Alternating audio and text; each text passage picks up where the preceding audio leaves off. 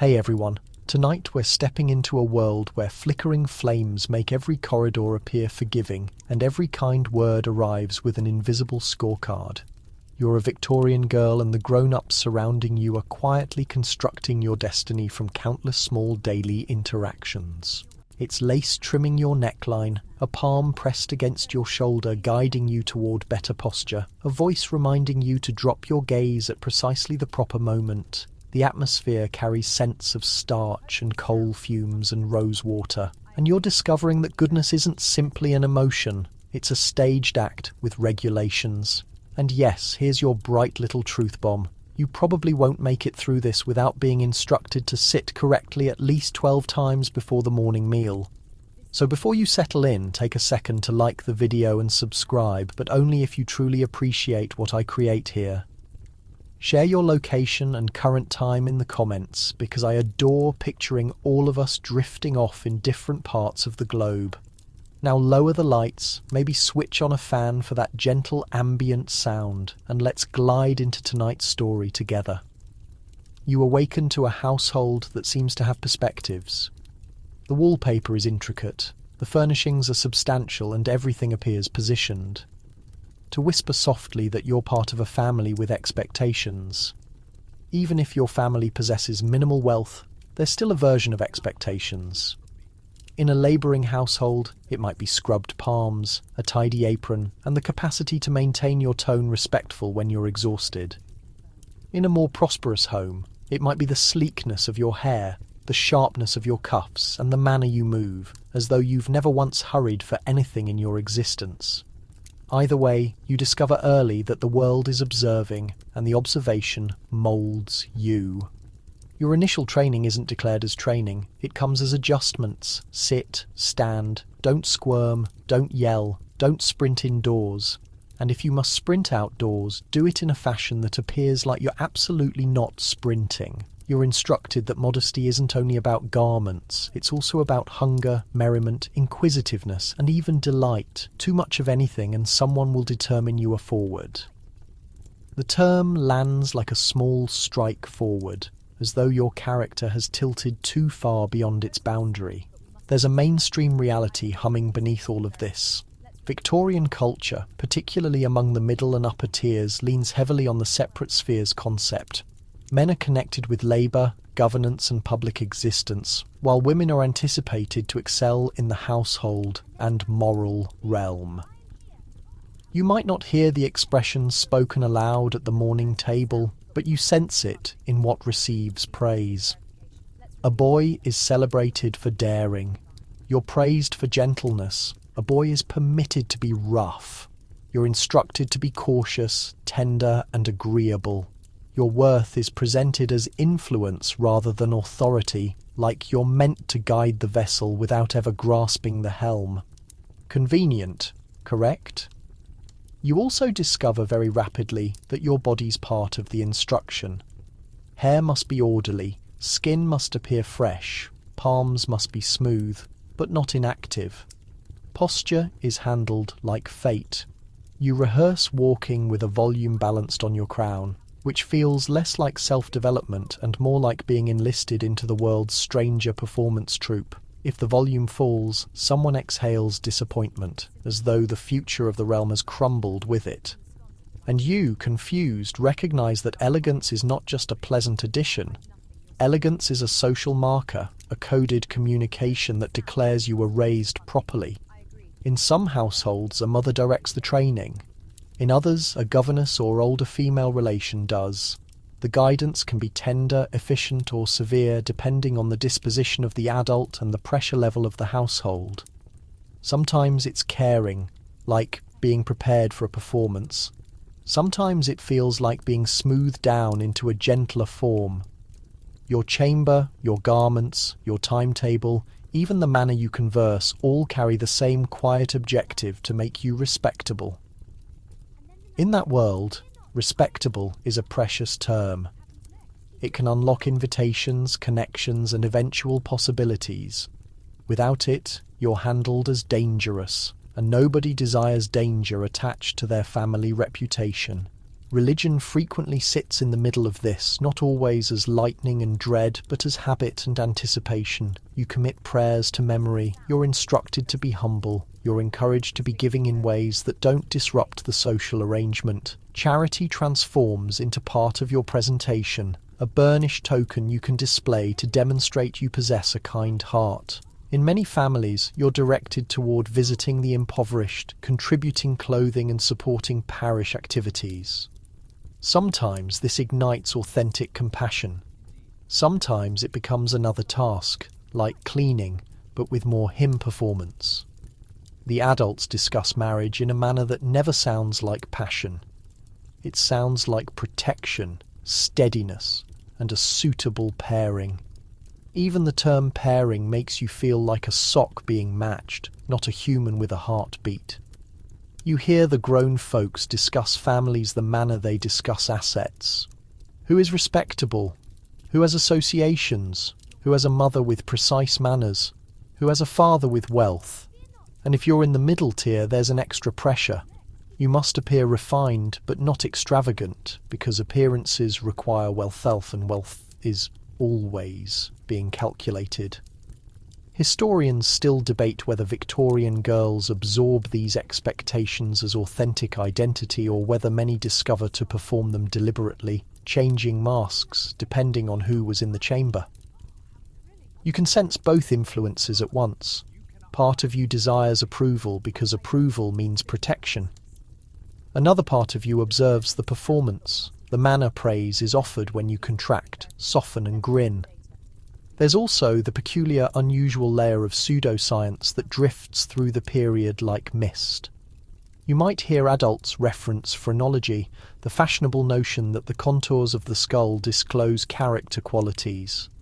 In some circles, people genuinely accept that a properly formed head indicates moral reliability. Imagine being informed your future might rely on the geometry of your forehead. You stand there considering, okay, let me just redesign my skull real quick.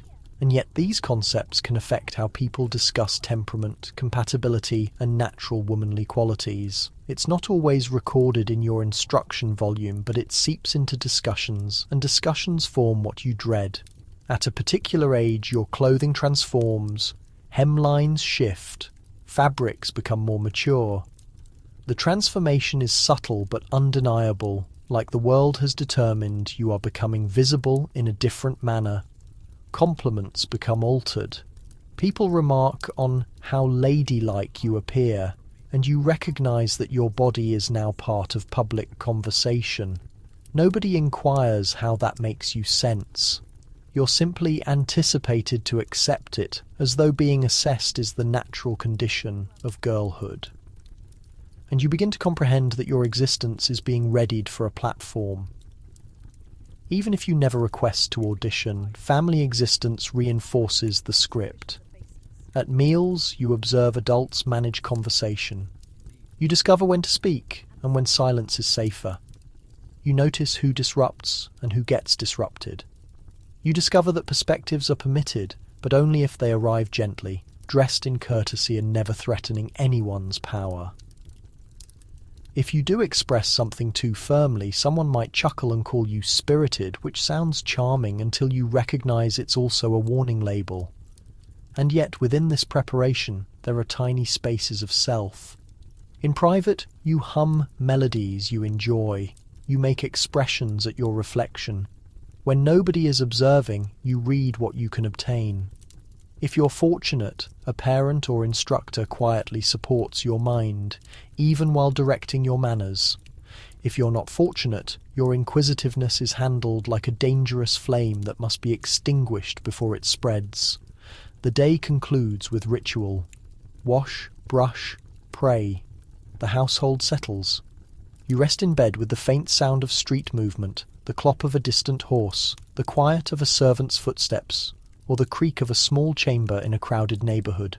Your future isn't spoken aloud in the darkness, but it's present anyway, like an envelope already addressed. You're being formed for married existence without ever being informed the complete truth of what that means. You're instructed how to appear, how to move, how to seem.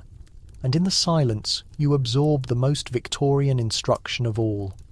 The world frequently rewards the girl who can make struggle appear effortless, which is honestly a deception, but a very widespread one. Morning social existence in the Victorian world feels like a bored performance where you don't receive the rulebook, only side glances. When you perform incorrectly, you are awake, dressed and positioned into the day like a delicate object that must not crack. The adults don't say, "Today you will absorb the mechanics of reputation." They say something like, "Mind your manners," which is the identical thing just wrapped in lace. The first regulation is that your conduct is never only your conduct. It belongs to your family. It reflects on your mother's raising, your father's position, your siblings' prospects, and the household's general atmosphere.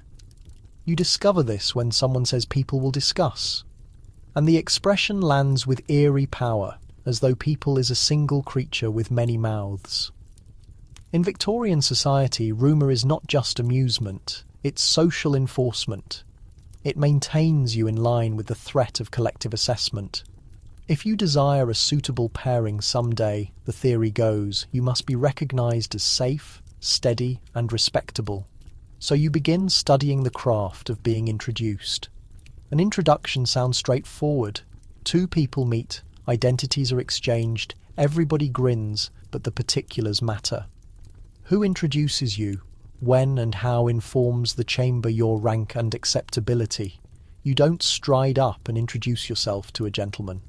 In polite society, that's considered bold and could be interpreted as desperation or attraction. Instead, a mutual acquaintance becomes the gatekeeper, turning a conversation into a sanctioned occasion.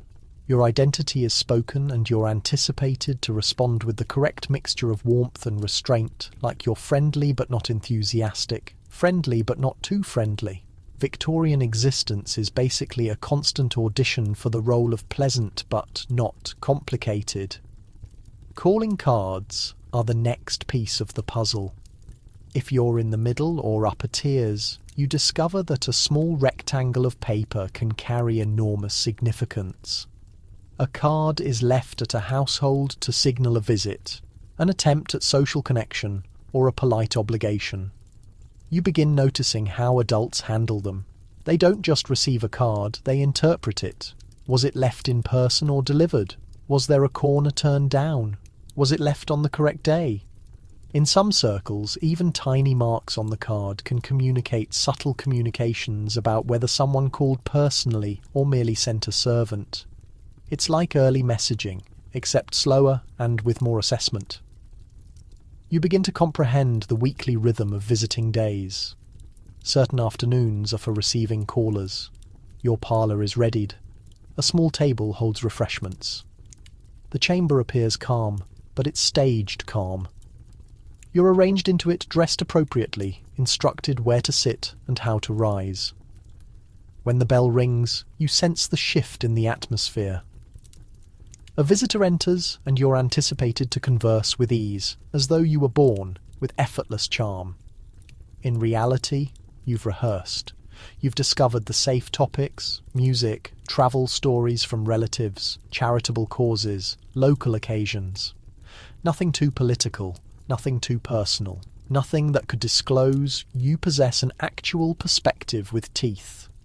Mainstream historical fact slips into the chamber here. Etiquette manuals and conduct volumes are widely read in the Victorian period, and they form expectations about everything from conversation to posture to how long a visit should last. Some families handle these volumes like sacred texts, others simply absorb the regulations through imitation. Either way, you're trained to handle politeness like a moral skill, not a social strategy. If you're polite, you're considered virtuous. If you're awkward, you risk being considered suspect, which is unjust because some people are just awkward and it's not a transgression. You also discover how to manage your facial expressions. That sounds dramatic, but it's genuine. You rehearse grinning without revealing too much teeth. You rehearse listening with an attentive face, even when the conversation bores you into spiritual exile. You discover not to roll your eyes, not to appear impatient, not to stare. If you stare, it appears rude. If you glance away too rapidly, it appears cold. Your eyes become part of your education. Someone might gently remind you to maintain your gaze modest. Another might instruct you to appear interested. There's no winning, only balance. Then there's the craft of the compliment. You're encouraged to be gracious when praised, never denying too intensely, never accepting too enthusiastically. If someone says, "What a lovely young lady," you don't respond with, "I know."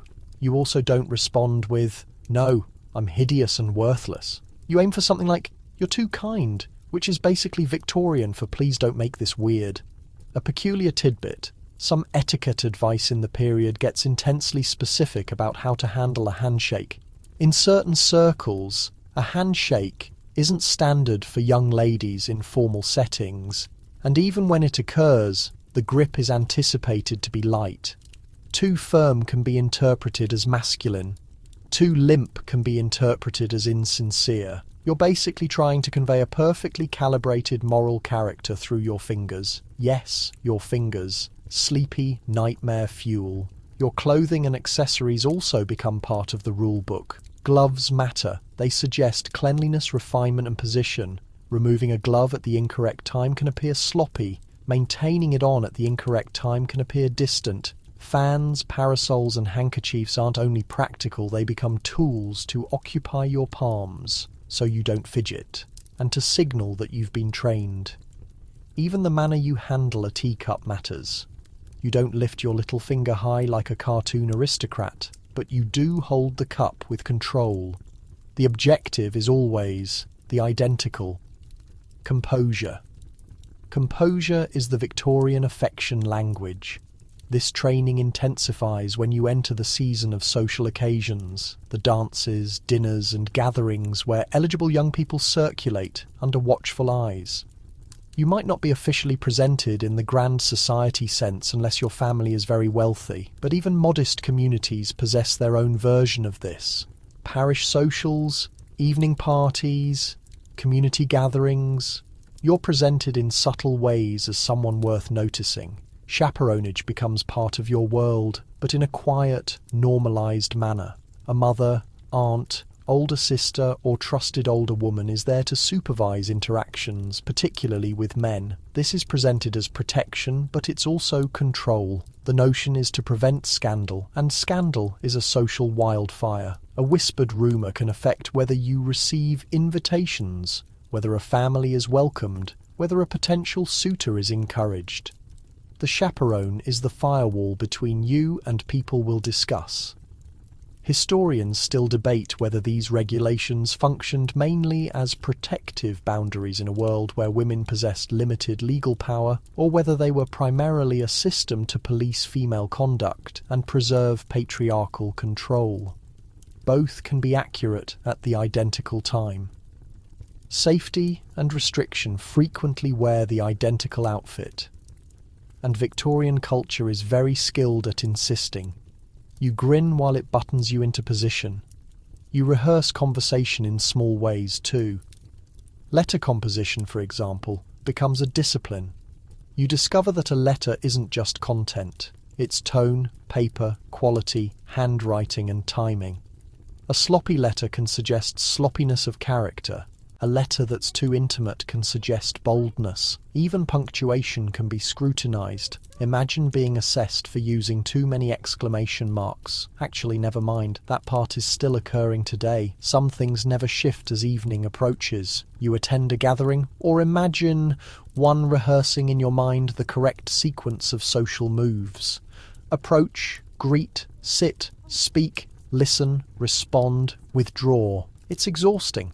Honestly, you discover to maintain your energy contained, to be pleasant even when nervous, to appear calm even when your stomach feels like it's performing interpretive dance.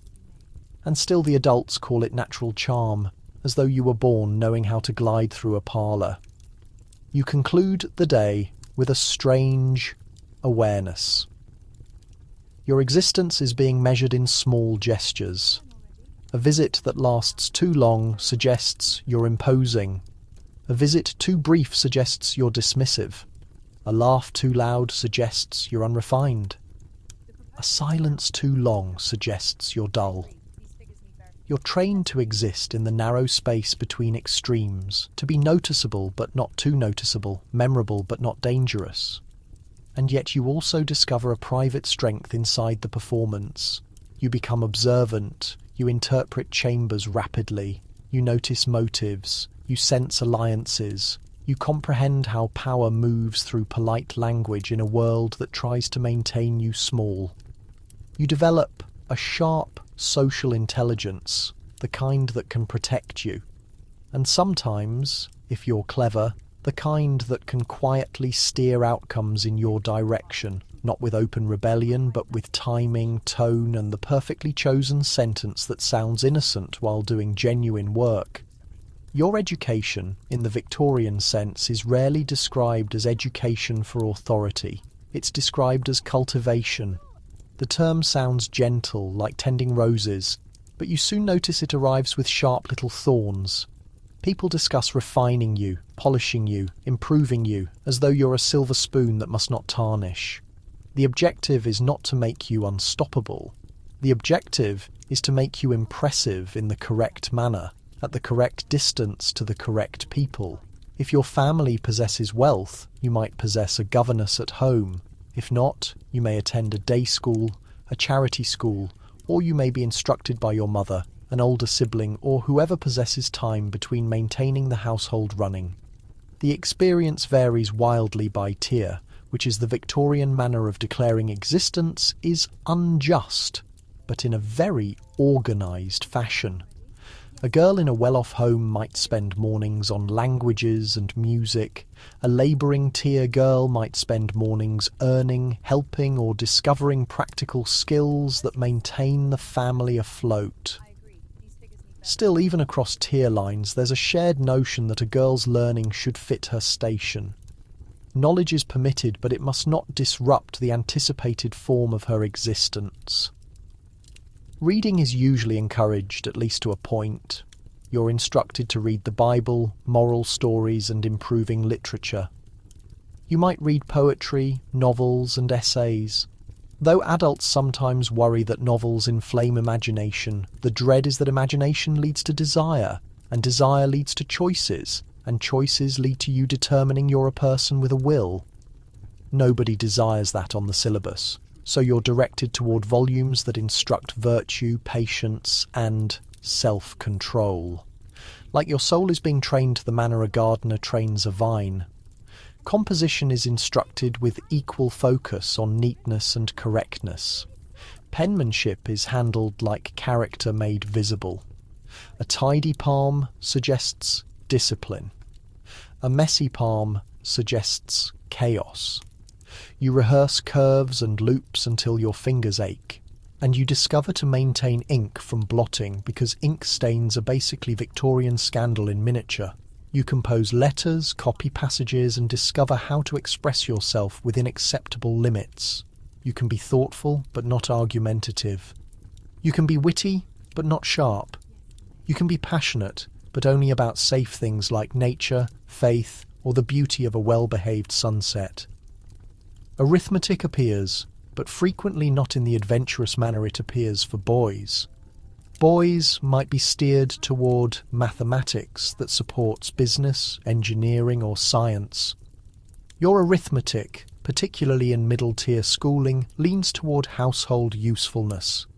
Counting, measuring, basic accounts enough to avoid being helpless, not enough to challenge anyone at the dinner table. That declared, plenty of girls do discover more, particularly in families that value education or in progressive schools. The point is that the system frequently aims to cap ambition like a lid on a boiling pot. This leads to a mainstream historical fact that forms everything. Educational opportunities for girls expand across the 19th century with the rise of girls' schools and later women's colleges and university access in some places. But these shifts are uneven and contested, and many families still perceive too much learning as a threat to femininity. You can sense the tension in the manner adults praise you for being clever, then immediately add, but not too clever, like intelligence is a spice that must be sprinkled lightly or it ruins the dish. French is valued not because you'll become a diplomat, but because it signals refinement. You discover phrases, pronunciation, and little conversational pieces.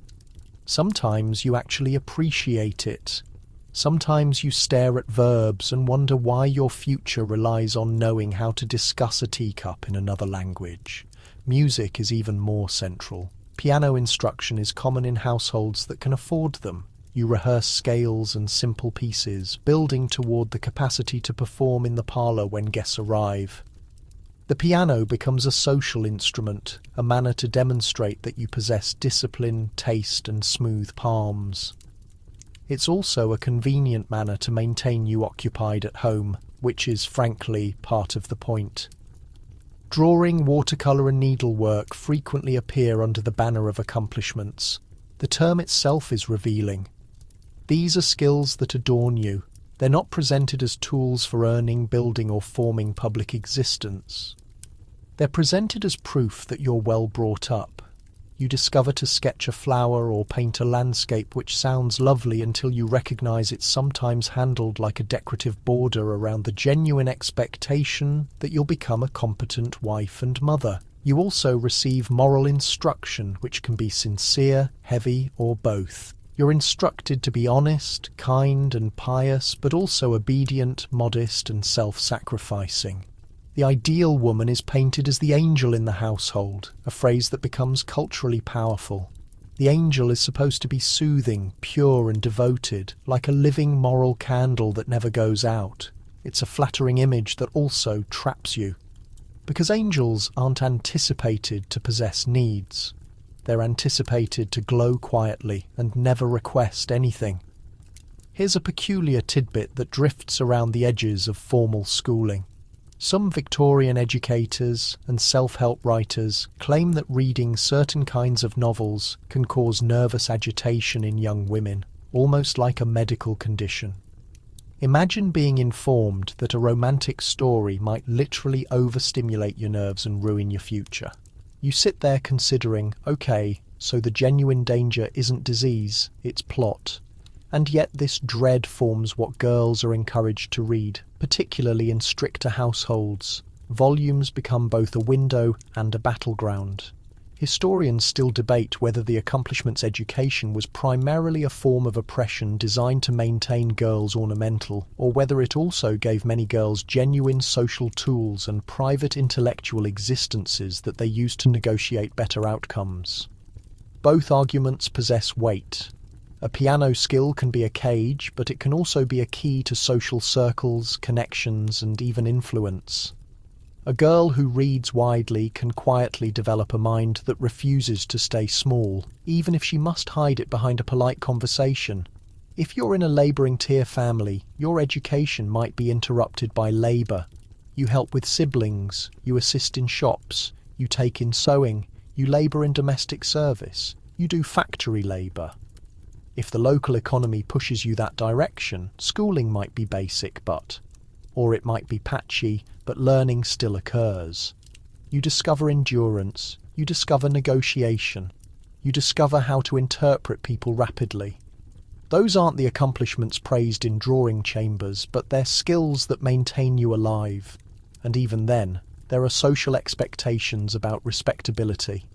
A labouring girl is still anticipated to be modest and proper, because the moral scrutiny of women doesn't disappear with poverty.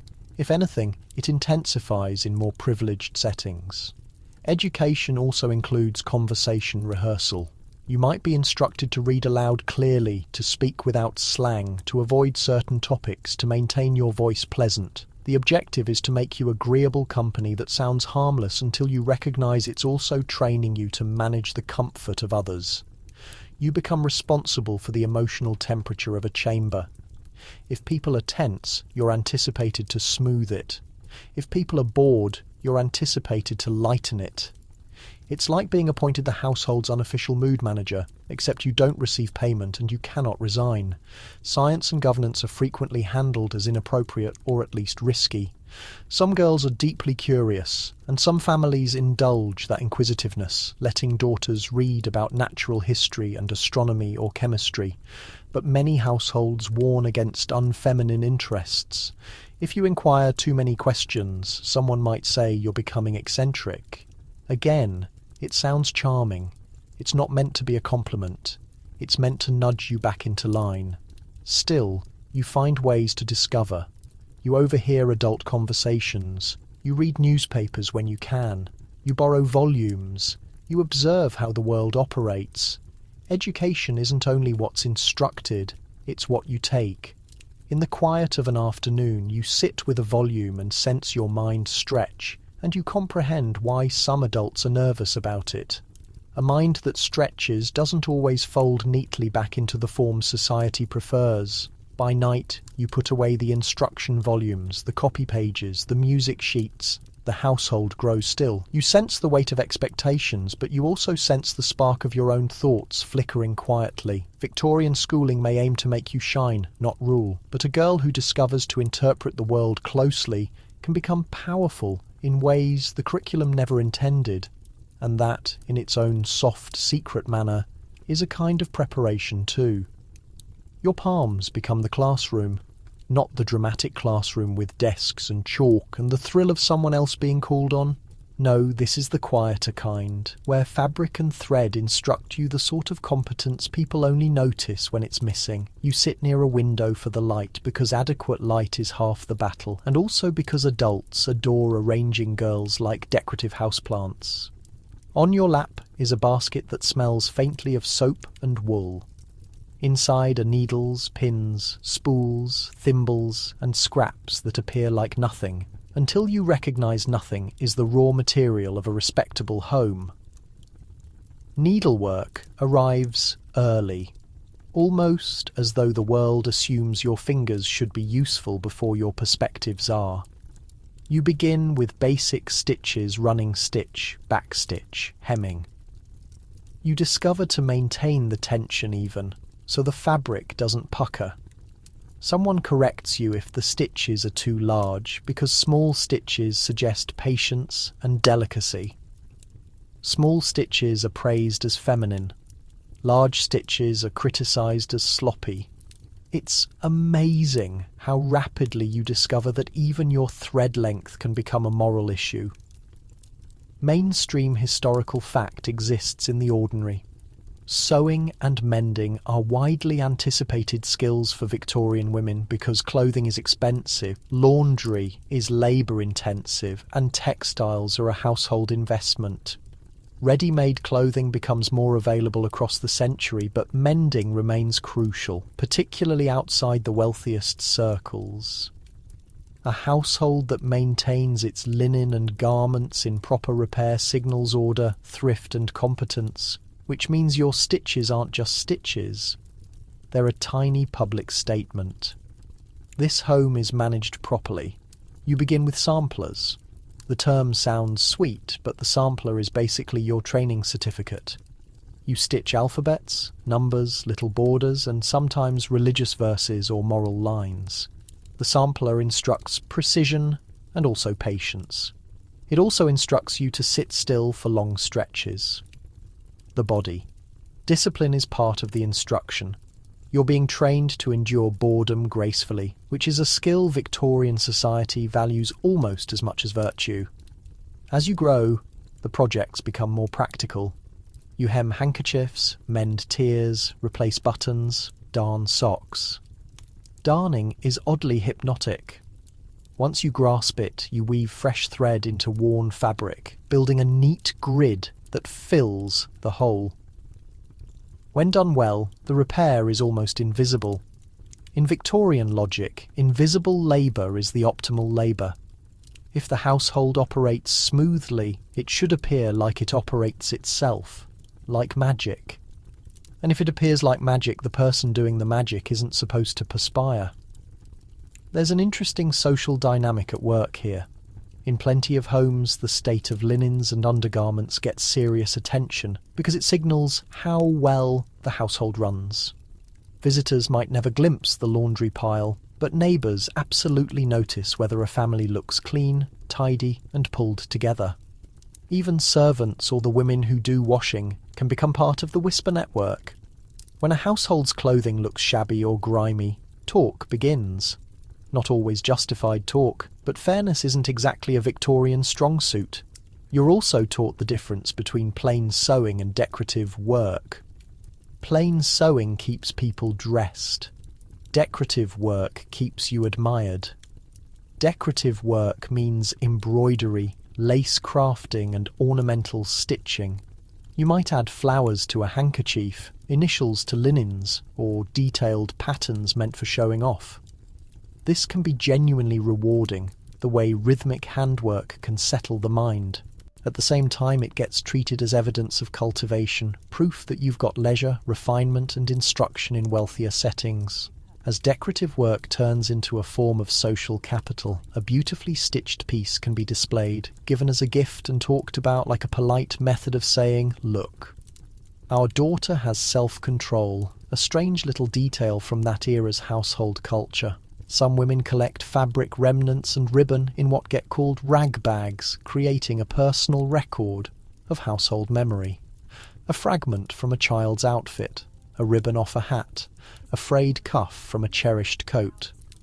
These scraps might eventually become patchwork, quilting, or minor fixes. It isn't always intentionally nostalgic, but it turns nostalgic regardless, because fabric carries memory. You can lift a scrap and recall a season, a person, a moment. Victorian existence is filled with objects that silently hold emotion. Needlework also carries a moral weight. You're informed it keeps you diligent and humble. It keeps your hands occupied, which really means keeping you out of mischief. If you're stitching, you're not wandering around. If you're sewing, you're not debating. If you're sewing, you're not composing provocative poetry about your hidden longing for independence. You're being moulded into someone who can withstand household routine with patience. Scholars still debate whether this craft instruction should be understood mainly as restrictive, channeling girls toward unpaid household labour, or whether it also provided a genuine form of creative outlet and even subtle economic influence. In labouring households, sewing ability can cut costs and sometimes enable paid work through dressmaking or taking in alterations in middle-class settings. It can generate a feeling of capability and self-worth. It can be both. An instrument can serve as a restraint and an opportunity at the same time, depending on who's wielding it. You're also instructed in material management. Fabric selection counts. Cotton for daily wear, wool for heat, linen for particular household purposes. You discover that white fabric reveals dirt, which sounds self-evident, but it turns into an obsession. White linens symbolize cleanliness and control. They also symbolize endless laundry, because maintaining anything white in a coal, dusted world is practically a full-time occupation. You understand why so many Victorian women seem perpetually exhausted. The aesthetic expectations are draining. The household is supposed to appear spotless. The work of making it appear spotless is grimy and relentless. Some girls acquire advanced abilities like cutting patterns and fitting clothes. You measure, pin and modify. You discover how clothing moulds the body and how the body exists inside clothing. This understanding is personal and useful. It also reveals how much ease gets sacrificed for looks. You stitch seams while someone discusses how a clean silhouette counts. Your internal voice whispers, "Sure," and my ribs would appreciate a conversation. But you keep that thought internal because protesting gets labelled ungrateful. There's also the social practice of sewing gatherings. Women assemble with their work, converse and exchange updates.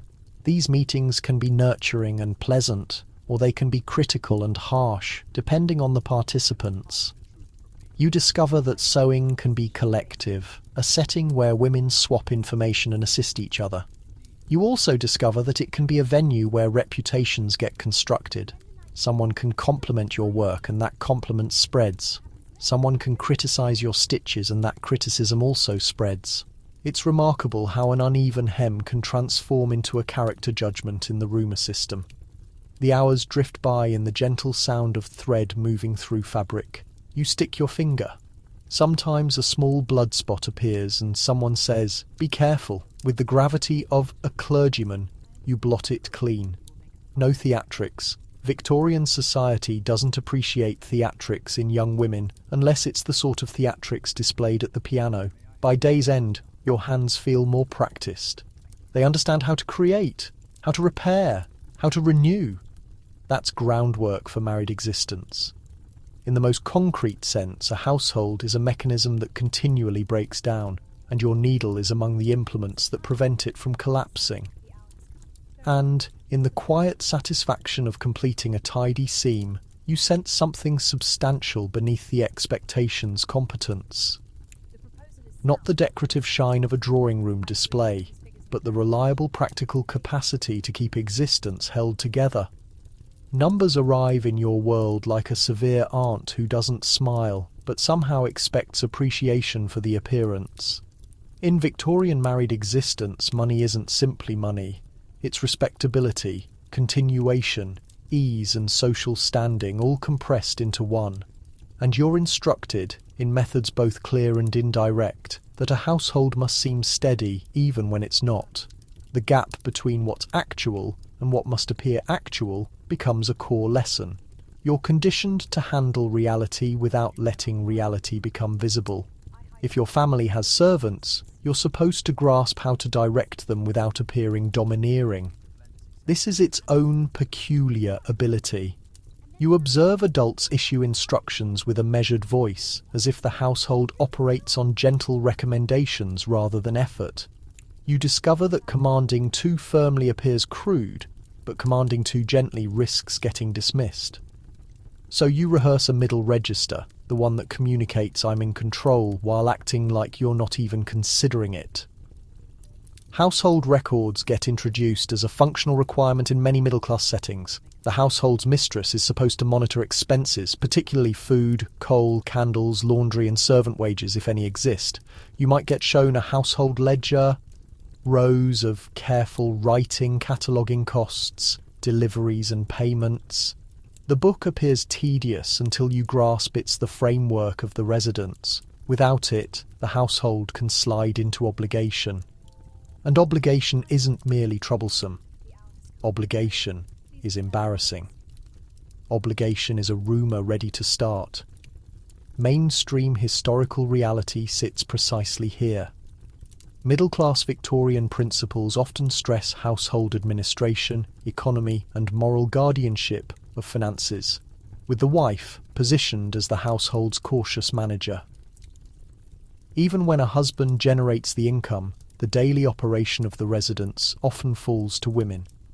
It gets treated as natural responsibility rather than expert work, which is a handy method to obtain expert work without cost. If your family's labouring class, the calculations feel sharper. There might be no ledger, just continual figuring in the head. Rent, food, clothing, fuel, everything gets weighed against what's arriving. You discover early to extend resources, to recycle, to mend, to negotiate, to prevent waste. Household administration becomes survival administration, and even then, respectability still counts. A family might do without something privately, so they can seem proper publicly, because appearance influences chance.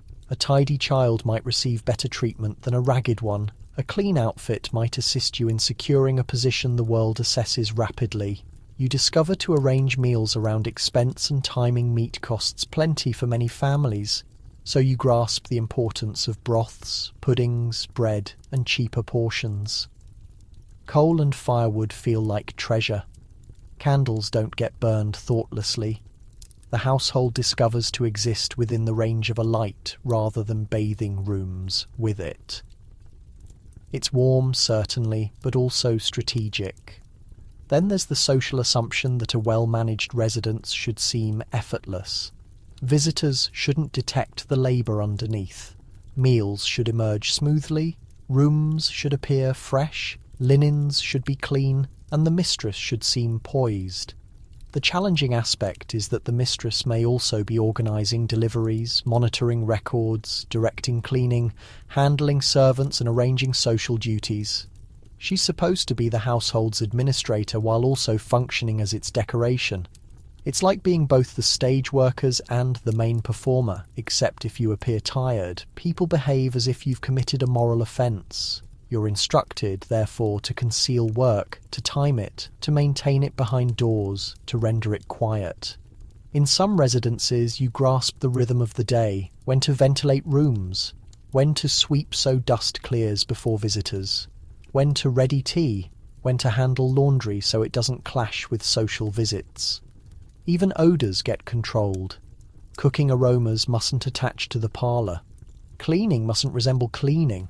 The residence must appear as if it naturally stays immaculate, which is an illusion but an extremely common one. A strange little detail from household culture. Some Victorian guidance recommends maintaining a written inventory of household supplies, not merely for tracking, but to stop servants from taking things. The anxiety about pilfering becomes an entire theme in household administration writing. You discover to track sugar, tea, and even soap.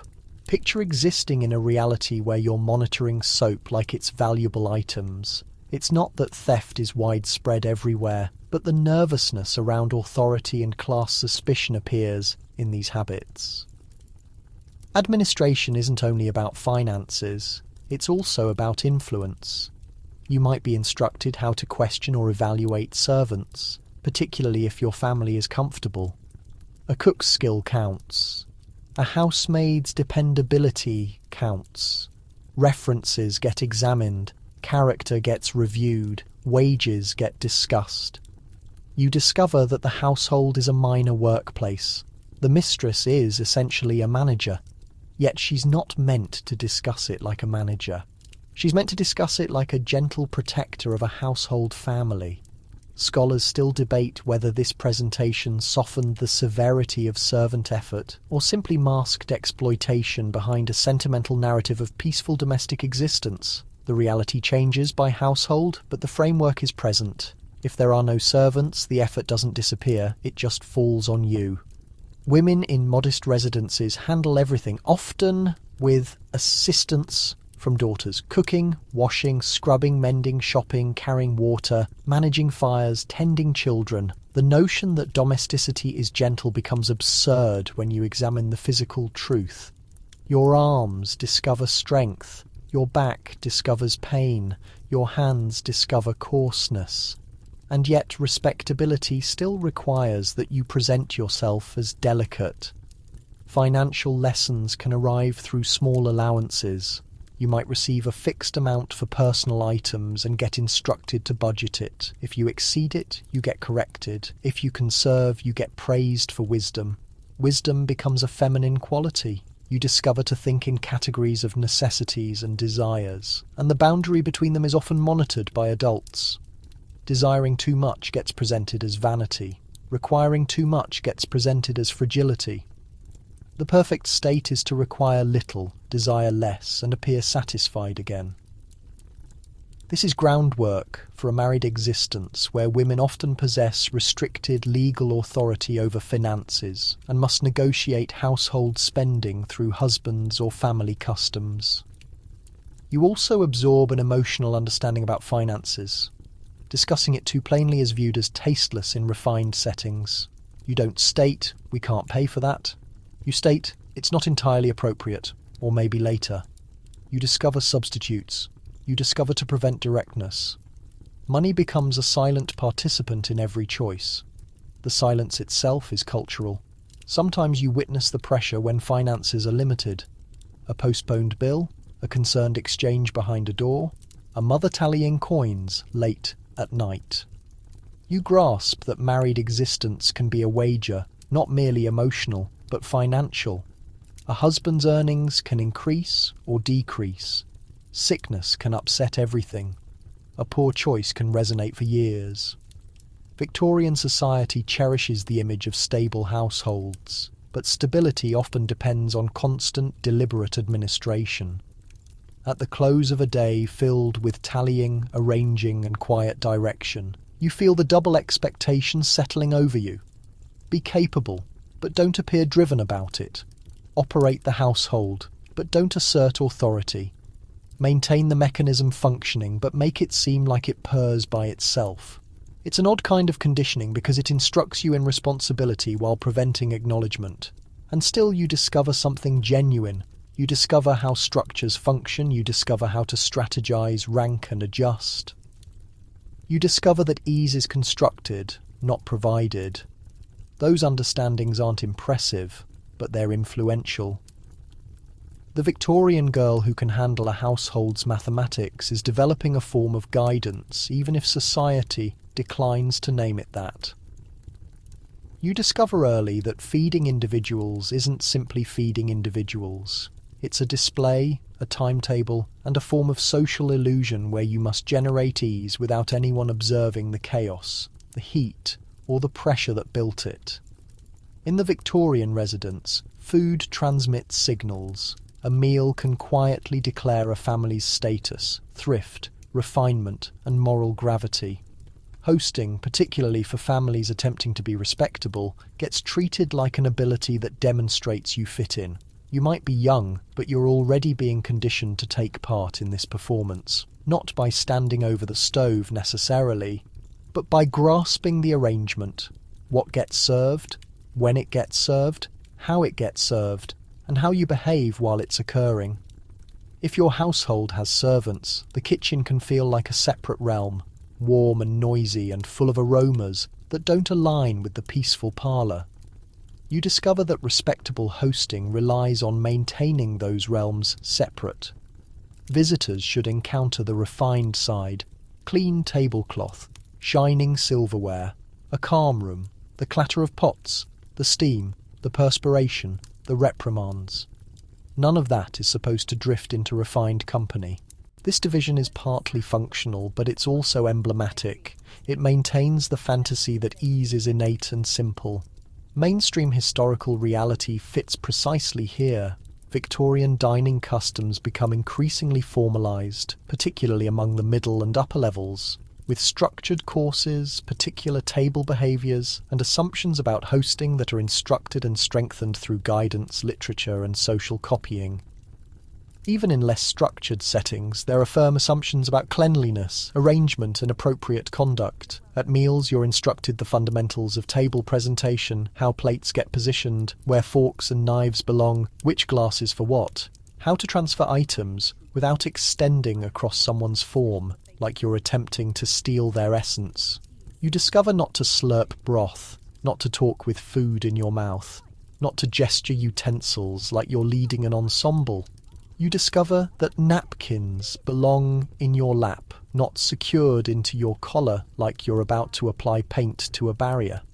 If you do anything incorrect, someone delivers you a glance that communicates, gently but firmly, you're failing at femininity.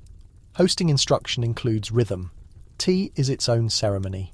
You discover how tea can organise a day and indicate welcome without the commitment of a full dinner.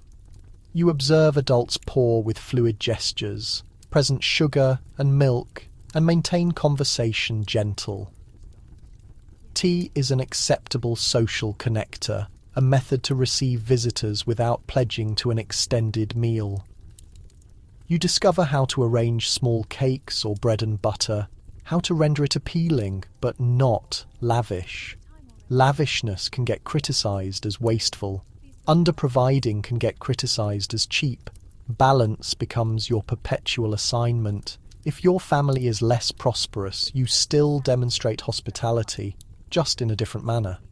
Visitors might be presented what you can manage. Food may be plainer, but the satisfaction in presenting it neatly can be fierce. Clean plates, fresh bread, a pot of tea, if achievable. In some residences, hospitality is less about displaying abundance and more about displaying attention. Even then, you're conscious that food is a declaration. It communicates we are proper individuals. We understand how to receive. Cooking itself for girls occupies a complex position. In prosperous households, cooking is servant labour and a young woman might be discouraged from being too acquainted with the kitchen. She should understand enough to direct and arrange menus, but not enough to smell like onions. In middle and labouring residences, cooking is unavoidable and becomes a daily ability. Either method, you're instructed that a wife must guarantee meals occur. The approach changes. The obligation stays. You discover about menus and the reasoning of courses. Broth, fish, meat, pudding, fruit. The sequence counts. The timing counts. Presenting too much too rapidly can appear disorganized. Presenting too little can appear cheap. You discover to consider leftovers too, because economy is always quietly praised. A roast might transform into cold meat the following day, then broth base after that. Victorian households, particularly careful ones, recycle and repurpose continually, even if they don't boast about it. A strange little detail that displays how nervous this culture can be. Some Victorian guidance about entertaining concentrates obsessively on scent. Not merely unpleasant scent, but any powerful scent, cooking fragrances, cabbage frying, even strong perfumes. The concept is that refined residences should possess a neutral, clean aroma, perhaps with a trace of flowers. Powerful food aromas get associated with labouring existence and packed living, so you might discover to air out, to apply herbs cautiously to schedule cooking so the fragrances diminish before visitors come. Picture operating your social existence like a covert operation against broth vapours. You're essentially in a thriller, except the antagonist is gravy. You also discover the emotional effort of hosting. A hostess is supposed to maintain visitors comfortable, connect awkward pauses, and ease over minor frictions. If someone is timid, you engage them gently. If someone is chatty, you steer them so they don't monopolize. You maintain conversation refined. You maintain the room warm, not merely with fire, but with atmosphere. This is conditioning for married existence because the residence gets treated as your territory and the condition of the residence gets treated as your obligation, including the emotions inside it. At structured dinners, you discover seating principles. Who sits where can indicate rank, intimacy, or calculation. The hostess may position a timid visitor near someone gentle or an influential visitor near the focal point. Even in smaller assemblies, you discover that social placement is intentional. The room is a challenge, and individuals are components you must position without making anyone feel like a component. This is sensitive labour. It can feel calculated. It can also feel like concern. The boundary is narrow. Scholars still debate whether Victorian household principles genuinely enhanced women's power through the residence, or whether they were mostly a method to restrict women by converting the private realm into a moral responsibility. Hosting can provide a woman's social influence, particularly in communities where relationships count. Yet it also connects her identity to service and display. The residence becomes her platform, but also her confinement. You might be instructed about household cleanliness related to food. Cleanliness gets stressed sometimes with a moral quality, as if dirt isn't merely dirt, but evidence of loose character. You discover about secure storage, about preventing vermin, about covering food. In packed cities, food security is a genuine worry, and households establish routines to manage. You may not possess modern cooling, so timing and conservation count. Preserving, salting, and cautious use of leftovers become functional abilities. Then there's the instant when visitors come. The table appears correct, the room feels peaceful, the food materializes as if by sorcery. You sit there with your refined smile while the invisible effort hums behind barriers. You're conditioned to render the household realm appear tranquil, even when it's not. That's groundwork in its clearest expression, discovering to produce ease as a commodity, discovering to conceal the manufacture. You retire with a slight scent of tea leaves on your fingers, the recollection of clinking cups in your ears. You grasp that cooking and hosting aren't only about nourishing bodies, they're about nourishing standing. In Victorian existence, a residence's table can be an announcement, and you're being instructed to communicate that vocabulary fluently, gently, and without permitting anyone to observe the labour that maintains it all upright. Your body becomes a topic other individuals examine in refined code, as if your skeleton and circulation are a sensitive family mystery. In the Victorian realm, wellness for girls is often entangled with morality, modesty, and anxiety. You're not simply instructed how to remain well, you're instructed how to seem well, how to conduct well, and how to stay, in society's perception, untainted. The three get treated like they're identical, which is handy for everyone except you.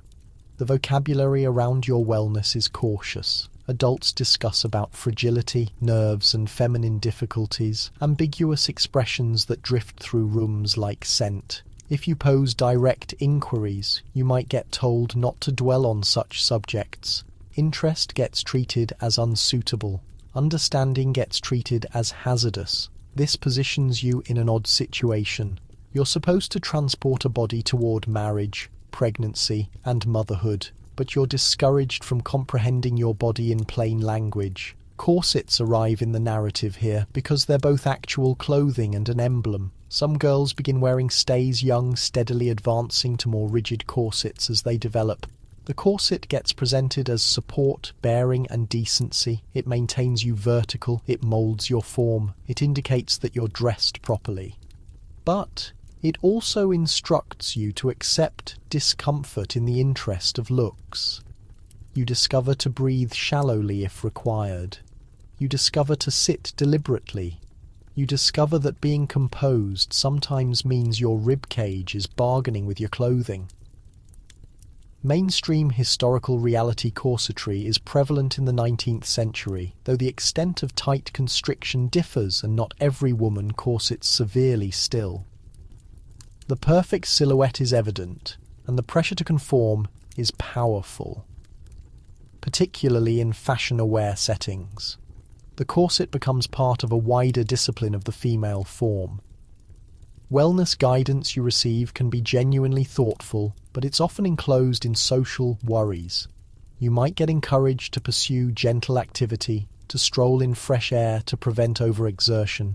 You're told not to read too extended, not to study too intensely, not to become too stimulated. Stimulation gets treated as a wellness danger. It's almost absurd, like your nervous structure is a nervous animal that must be maintained peaceful at all moments. You're a complete person, but society desires you in reduced energy state. Physicians exist in this realm, but medical comprehension is inconsistent. Some physicians are considerate and careful, others possess firm beliefs about female biology that can influence the guidance they provide. You may hear cautions that higher learning could damage fertility, that too much mental exertion could injure your reproductive structure. Yes, that's an actual kind of assertion that circulates, and it's as absurd as it appears. Your brain, seemingly, is supposed to be ornamental, not taxing, because your uterus might become envious. The Victorian imagination is intense in the worst manner. A strange little detail from Victorian wellness culture. Particular patent remedies and tonics get promoted specifically to women, claiming to cure fragility, nerves, and ambiguous conditions. Some contain alcohol or other components that generate a feeling of relief, at least briefly. This isn't always presented as wrongdoing. It gets presented as remedy. You can observe how readily a woman could become reliant on something labelled restorative, particularly in an existence that requires constant composure and suppresses genuine pressure. Puberty and menstruation get handled with silence. You might get told functional basics by your mother or a trusted female relation, but often in substitutes. In some families, the first period gets treated as a serious milestone. In others, it gets treated as something that must be concealed. You're instructed to handle it discreetly, to prevent any indication of it in public. You might get told not to bathe too much during it, or not to exercise or to rest. Guidance differs widely, and some of it is founded on anxiety rather than proof. The general message is reliable. This portion of your body is private, potentially embarrassing, and not to be discussed in mixed company. Sexual understanding is even more limited. Many girls approach marriage with minimal comprehension of sex, conception, and marital assumptions. Adults presume innocence is protective, but innocence can also be hazardous because it positions you unprepared. You discover about purity in a moral sense, but not about consent, anatomy, or what marriage physically entails. The distance between assumption and information can be enormous. Scholars still debate whether the culture of female purity operated primarily as a protective barrier in a realm where women could encounter serious results from sexual exploitation, or whether it was mainly an instrument to regulate women's decisions and strengthen male authority. Again, both components can be present. Protection and regulation often utilize the same language, and Victorian society is very proficient at labeling regulation concern. You also discover about sickness and looks. Appearing pale can be oddly stylish in some settings, connected to notions of fragility and cultivation, but appearing too pale can stimulate concern about fragility or tuberculosis, which is a genuine anxiety in the period. So you're supposed to appear fresh but not sturdy, like you've been splitting wood. Your wellness becomes an aesthetic objective. You discover to control blush, control sweat, control breath. Even your temperature can feel like a social occasion if you appear flushed. Someone might inquire if you're overheated, and you're supposed to reply with composure, not alarm. Meanwhile, you're thinking, I'm overheated because my outfit has more layers than a celebration cake. Activity is permitted but encoded. Walking is secure. Gentle calisthenics might be acceptable. Energetic sports are often discouraged, particularly for girls in more traditional settings, though there are instances. In some families and schools, girls do participate in games, ride horses, and appreciate outdoor activity. Yet there's often a boundary where healthy movement becomes inappropriate. You discover to move as if you're not attempting. This is another form of display. You're supposed to be well, but not sporting, lively, but not perspiring, capable, but not strong. Diet and digestion become frequent subjects in Victorian wellness discussion. Constipation, weakness and nerves get discussed more than you might anticipate because the period's diet, restricted medical understanding and pressure all contribute. Some women get encouraged to eat sparingly to preserve a stylish form, which can lead to fragility. Others get pushed to eat substantially for strength. Guidance is contradictory. Your body isn't really yours to manage. When a girl reaches marrying age or gets engaged, suddenly everyone cares deeply about her health, not because they care about her exactly, but because she needs to be fit for being a wife and bearing children. The family watches to see if she looks strong enough. There's this uncomfortable feeling of being evaluated for your breeding potential. Nobody puts it that way, naturally. They dress it up as caring, as affection. But you can feel the weight underneath. You end each day knowing you're living by rules that don't quite match what's real. Your body needs honest facts, but what you get is gentle language and partial truths. They tell you to stay pure, but won't explain what purity shields you from, or how you're meant to guard yourself. They tell you to be healthy, but train you to value looking good over feeling comfortable. And you muster this Victorian tightrope walk of carrying a complicated physical existence behind a serene expression, as though your body is something secret that you handle quietly, politely, and by yourself. Freedom arrives in careful spoonfuls, like medication, not like something sweet. You can leave the house, make visits, go to gatherings, walk through parks, shop for little things, but almost never in ways that let you forget someone's watching. Victorian culture treats a young woman's good name like a glass decoration. Lovely, precious, and seemingly one clumsy moment from shattering. So the restrictions on where you go and who you're with become part of your training. You figure out how to exist publicly without seeming too public. Chaperones are the most obvious part. A mother, aunt, older sister, or some trusted older woman goes with you to social occasions, visits, and sometimes even walks. The chaperone gets presented as safety, protection from unwelcome advances, from talk, from being misunderstood, from men who might exploit you. And those risks are real enough to make caution reasonable. But the system also stops you from choosing for yourself. Your time, your talks, even where you look can be quietly controlled. You're not just watched, you're shaped. Standard historical knowledge applies here. Chaperoning was typical in Victorian courtship life, especially among middle and upper classes, meant to keep things proper and prevent scandal. It changes depending on where you are and how strict your family is, but everyone understands the basic idea. A girl alone with a man, particularly somewhere private, can spark assumptions of wrongdoing even when nothing occurs. So you perfect this art of controlled freedom. You seem light-hearted at a party, but you know precisely where you're positioned, who can hear you, and how long a chat goes on. You figure out how to stay in public rooms, under light, near other people. You learn to prevent getting trapped. You master how to excuse yourself smoothly. A perfectly timed "I need to check on mother" becomes a magic exit line. It's the Victorian version of saying, "Sorry, I've got to go feed my non-existent cat." Your days follow a structure. Visiting times, church functions, afternoon calls. You move through a social schedule that belongs as much to your household as it does to you. If you're working class, the control looks different but still exists. A girl's movements get limited by work requirements, family responsibilities, and neighbourhood eyes. A young woman walking by herself after dark attracts suspicion. Respectability gets policed across every class, though the tactics vary.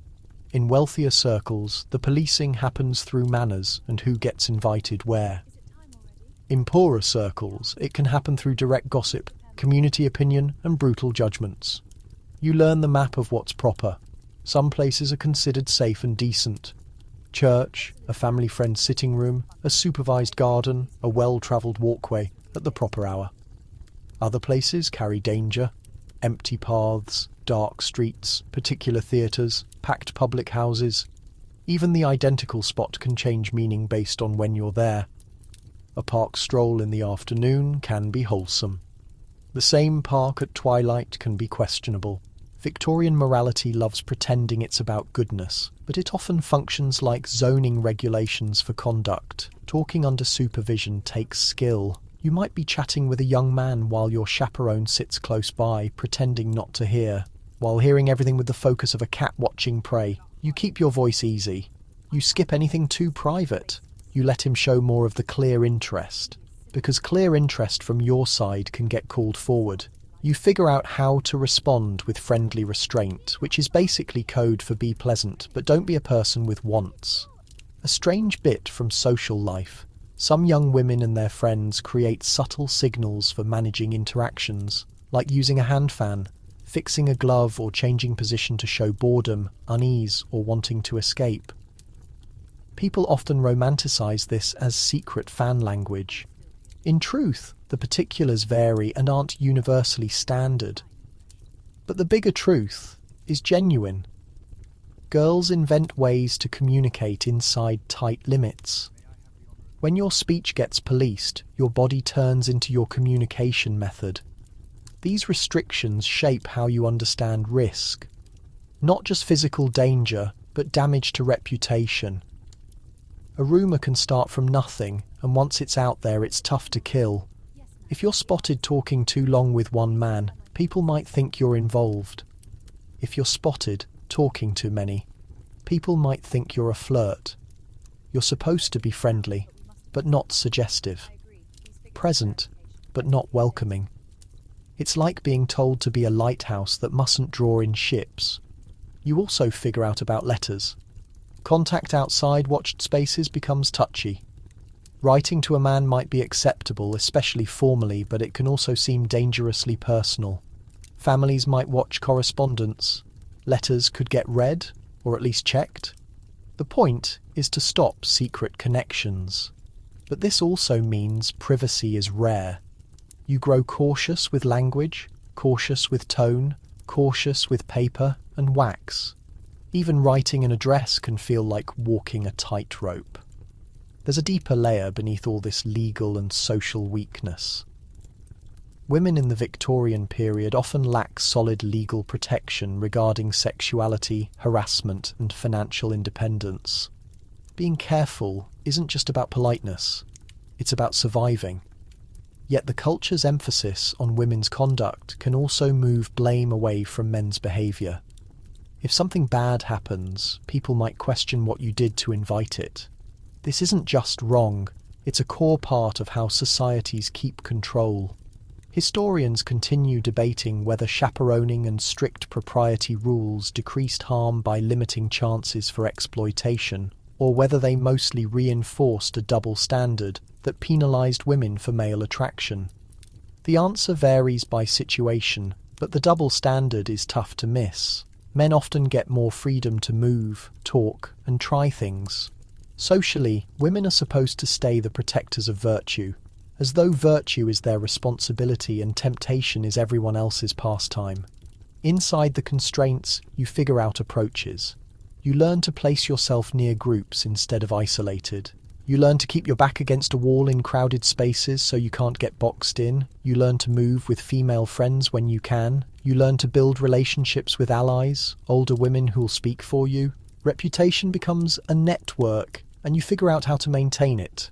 You also realise that the chaperone can be a person, but the culture itself also chaperones. Even when you're technically by yourself, you sense eyes, neighbours, shopkeepers, church folks, household servants. People notice who you're with, where you're going, how long you're there. This constant watching can make you nervous, but it also makes you alert. You grow sensitive to social currents, to small changes in atmosphere, to which families are generous with welcomes and which are stingy. By evening, you're exhausted in that quiet way that comes from watching yourself. Your day has demanded you manage not just what you do, but how it looks when you do it. You've figured out how to seem carefree while constantly calculating. You've learned that freedom exists, but it comes packaged, watched, and conditional. And in this careful choreography, you recognise the underlying goal to steer you toward marriage with your reputation whole. Because reputation gets treated like dowry, like property, like evidence you're safe to pick. You settle down for sleep knowing your life isn't just lived, it's observed. And the odd thing is, you're beginning to watch yourself too, almost from outside, as though you've become both the girl and her own chaperone, keeping watch, keeping track, keeping everything tidy. Courtship shows up wearing a polite expression, but beneath that, it's an entire language you need to learn, without seeming like you're studying it. You're not meant to pursue a husband, you're meant to be selected, which is a very convenient setup for everyone who profits from pretending women don't desire things. And yet your world is built to place you in the path of suitable men, over and over until something connects. So courtship becomes a performance that has to look effortless. You're supposed to seem caught off guard by attention. You're carefully positioned to receive it. The location matters. Balls, dinners, church gatherings, garden parties, evening socials. These aren't just fun, they're sorting systems. Families observe who talks to whom, who stays close, who comes back, who seems at ease. Your body language becomes a message. The duration of a conversation becomes evidence. A second dance becomes breaking news. This is why you're trained to be graceful publicly. Courtship is where all that preparation gets tested. Standard historical knowledge fits perfectly here. Victorian courtship, especially among middle and upper classes, tends to be organised around supervised social occasions, with heavy focus on propriety, reputation and family input. Romantic affection is valued in many situations, but it's not the sole consideration. Practical matters, social compatibility and financial stability often lurk in the background like silent watchers. The dance floor is one of the clearest stages. You might have a dance card, a little booklet, where you note the names of men who request dances with you. The card seems harmless, but it's a record of attention. You figure out how to accept offers gracefully. You figure out how to decline without embarrassing anyone. Declining is tricky, too harsh and you seem mean, too gentle and you leave someone thinking there's hope when there isn't. You learn phrases that work like social painkillers, easing disappointment without creating a scene. You also learn that dancing is talking with your body. There are rules for space, contact and eye movement. You don't grip too hard, you don't stare, you don't look bored.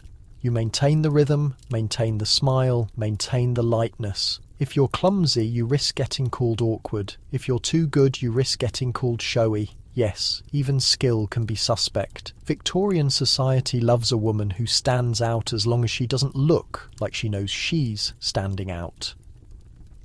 Conversation in courtship has its own patterns. You start with safe subjects, but the goal is to show character without showing too much. You might talk about books, music, travel, church work, weather, family stories.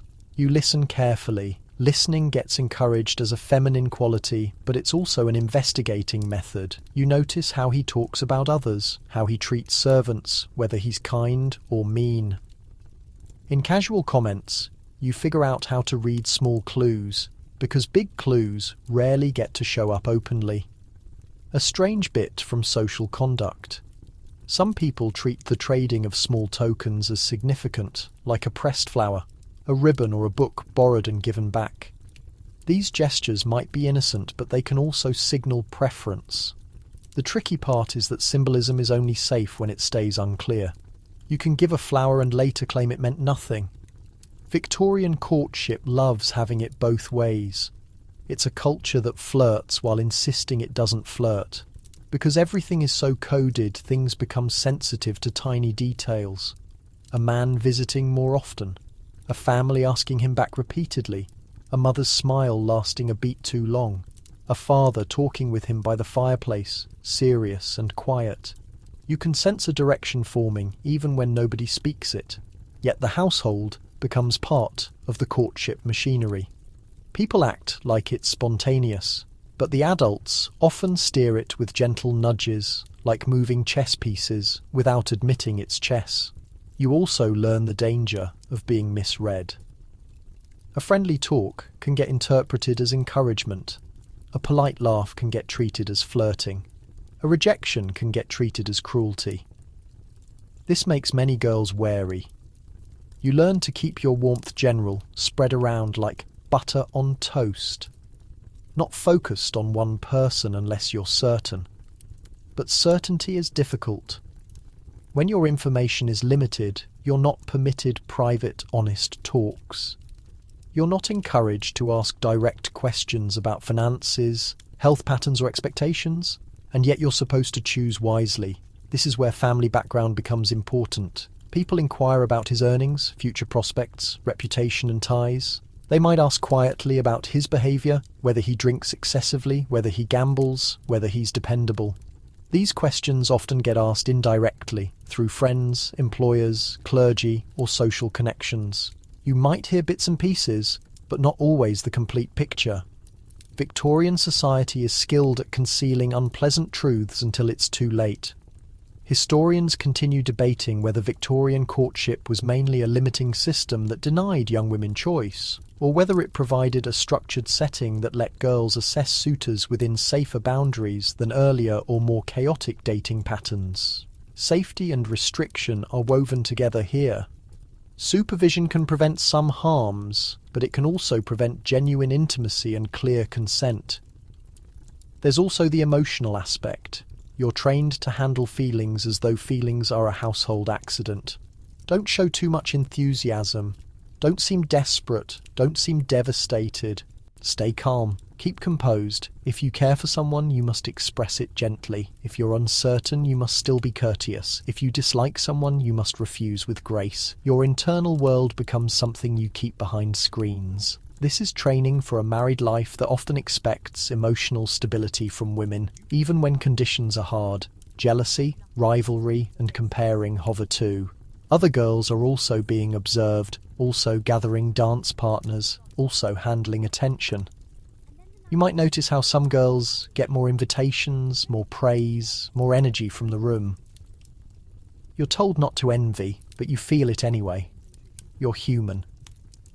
Victorian culture likes pretending women are naturally kind and unselfish, but it also puts them in competitive settings and then acts surprised when they compete. It's like throwing people into a race and then scolding them for running. You learn to show your best self without looking like you're working at it. The sweet spot is effortless hair, tidy dress, charming conversation, pleasant laugh, controlled. You might practice in a mirror. You might rehearse subjects.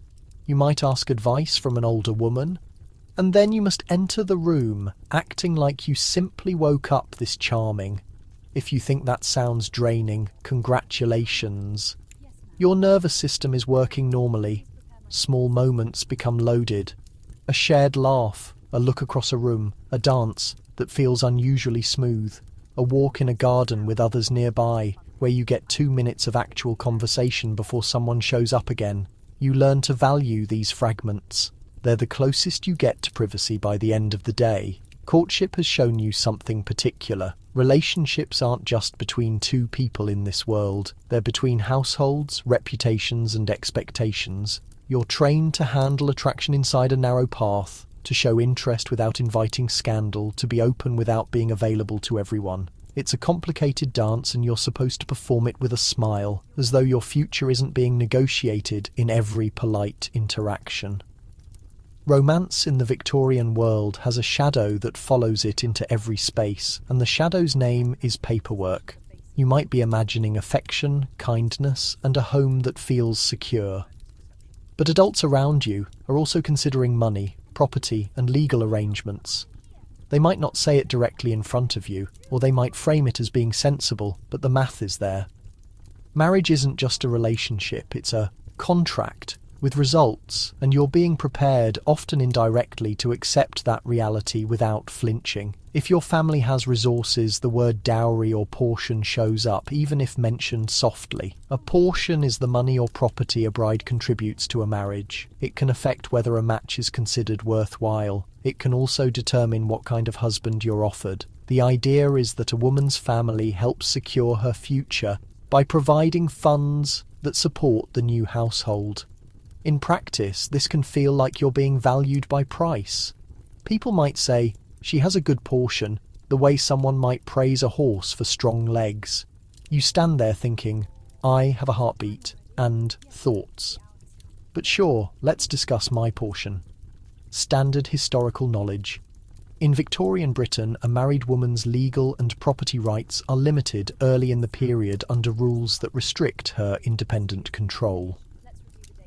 Though reforms like the Married Women's Property Acts later in the 19th century expand women's ability to own and manage property. The specifics vary by date and class, but the legal structure makes financial arrangements around marriage deeply important. Families often use settlements and trusts to safeguard assets and handle inheritance. Settlements are where the adult seriousness begins. A marriage settlement is an agreement that can specify what property belongs to whom, what income the wife might get, and what happens to assets if the husband dies. This can protect a woman from being left with nothing, especially if her husband is reckless or if there are fights with his relatives. It can also protect the bride's family wealth from getting swallowed by her husband's debts. In wealthy circles, settlements are typical. They're presented as practical, and they are, but they also show how uncertain a woman's financial position can be. Without legal protection, you might not get to sit in the room while men discuss these terms. Especially early in the era, fathers, brothers, lawyers, and the future groom might talk about your future with a calm efficiency that makes you feel like an object being transferred. Some families do consult daughters, others hardly do. Either way, you absorb the lesson. Marriage is love, yes, but it's also money. The two are woven together, and pretending otherwise is a privilege. If you're in a modest household, the money aspect looks different.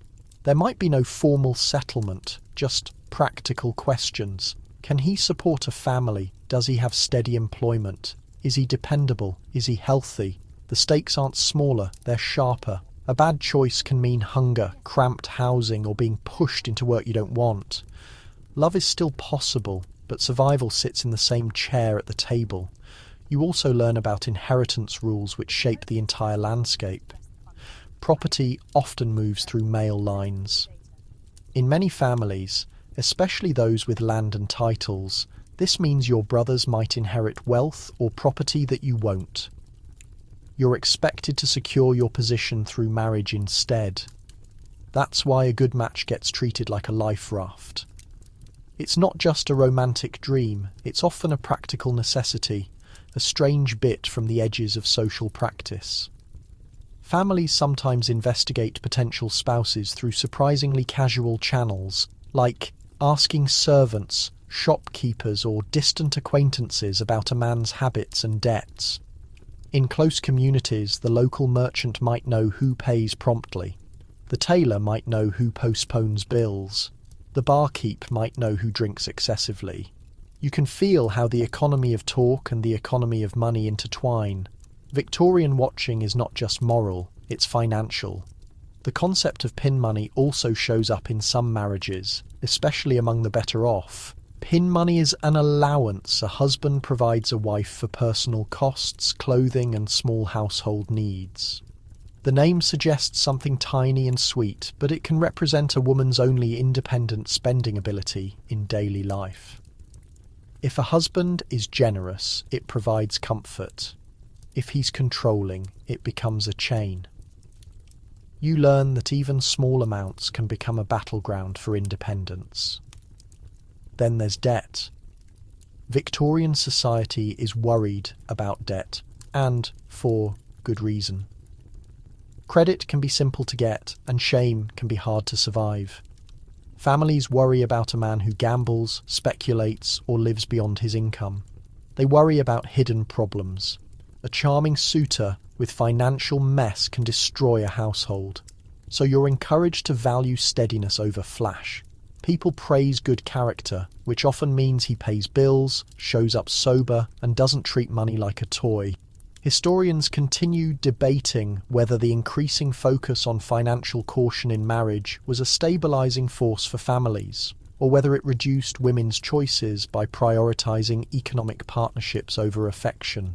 There's also debate about how much agency women actually had in these discussions, especially across class lines. Some women clearly affect decisions through persuasion and refusal. Others get pushed into matches they don't want. The range is wide, but the structure puts pressure on girls to accept what's suitable.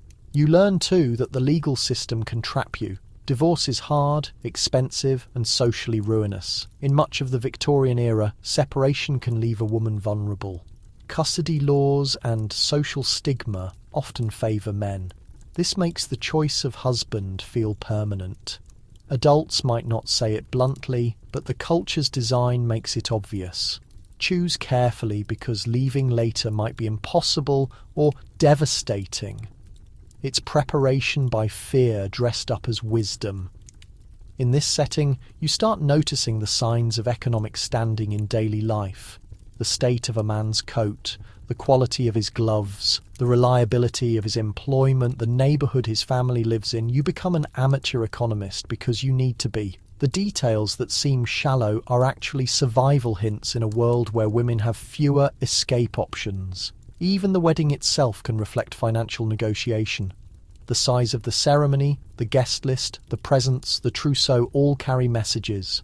A trousseau is the set of clothing and linens a bride brings, and it can be elaborate or modest, but either way, it's part of the public statement. This marriage is properly arranged. You might spend months putting it together, stitching initials into linens, choosing fabric, packing items carefully. Each piece whispers, "I'm ready."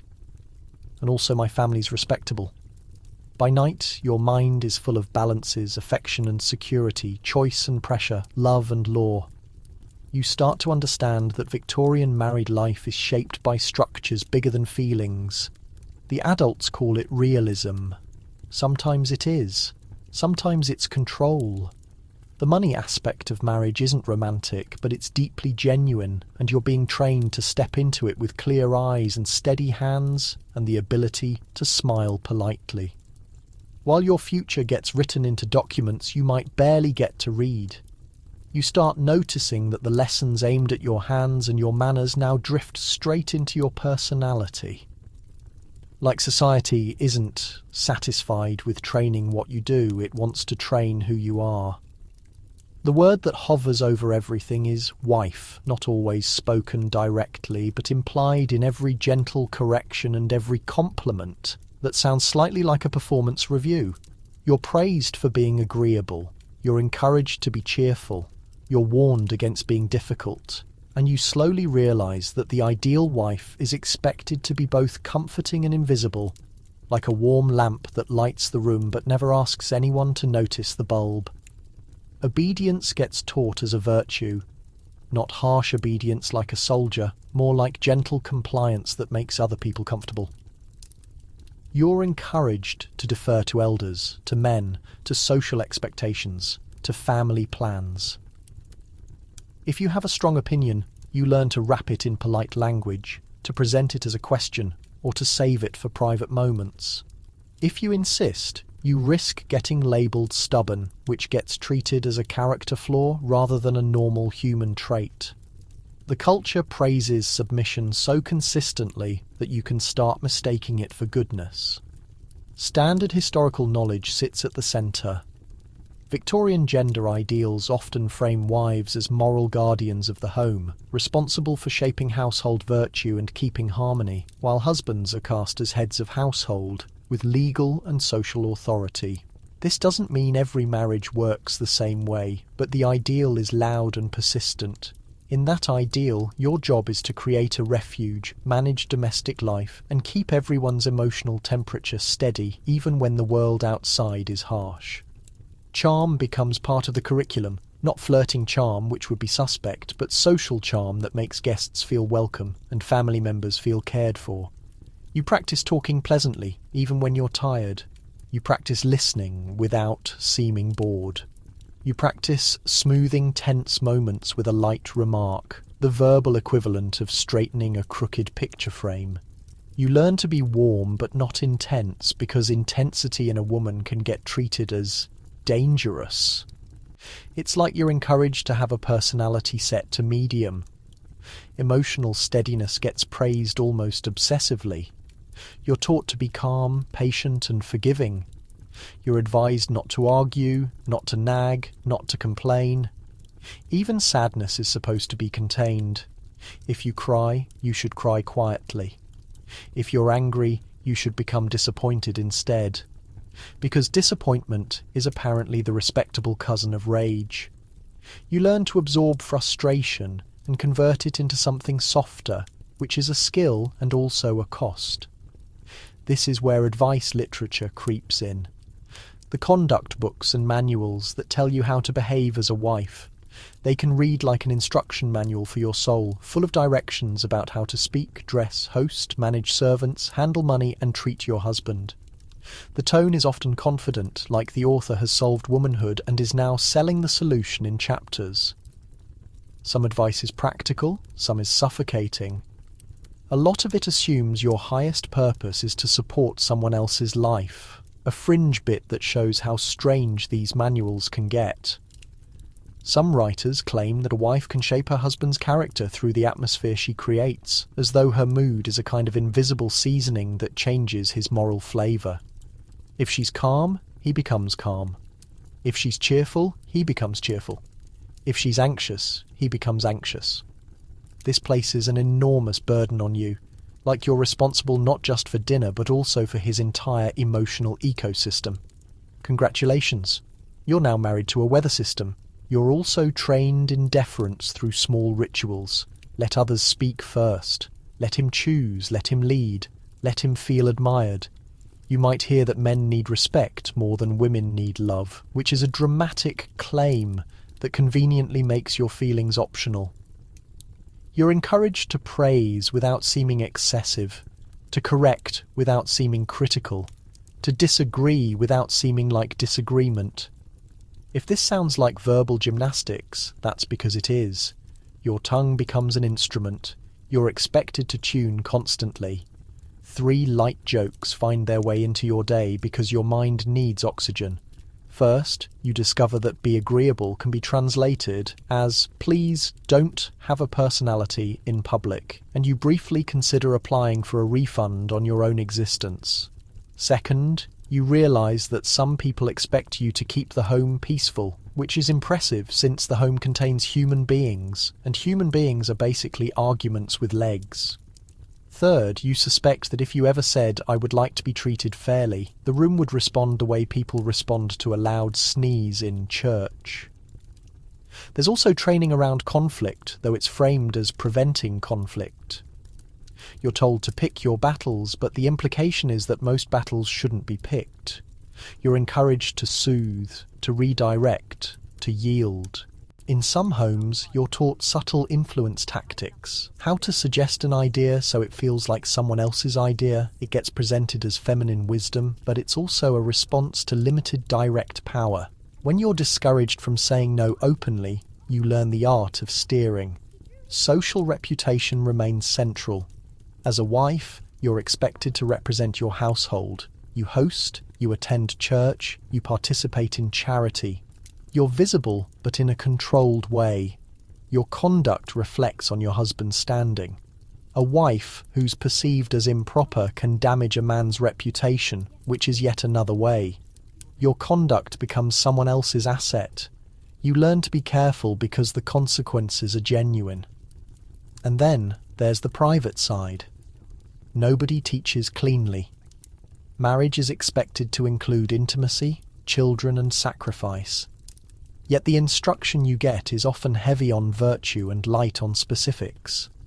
You're told to be dutiful, modest, and loving. You might be told to submit to marital expectations without questioning. If you feel fear or uncertainty, you're encouraged to bury it. Silence gets treated as maturity, which is a convenient definition for a society that doesn't want to answer questions. Historians continue debating whether the Victorian ideal of the dutiful wife gave women a kind of moral authority within the home that could translate into real influence, or whether it mainly functioned as a restrictive script that justified inequality by calling it virtue. The debate is partly about outcomes and partly about meaning. A woman might gain influence by being the household's moral centre, but the cost of that influence can be self-denial. The ideal praises you for sacrificing, which makes sacrifice feel mandatory. You also learn to manage your appearance as part of wifehood, not necessarily extreme fashion, but steadiness, cleanliness, neat hair, clothing appropriate to your husband's status. The expectation is that you won't embarrass him. Even health and energy become part of presentation.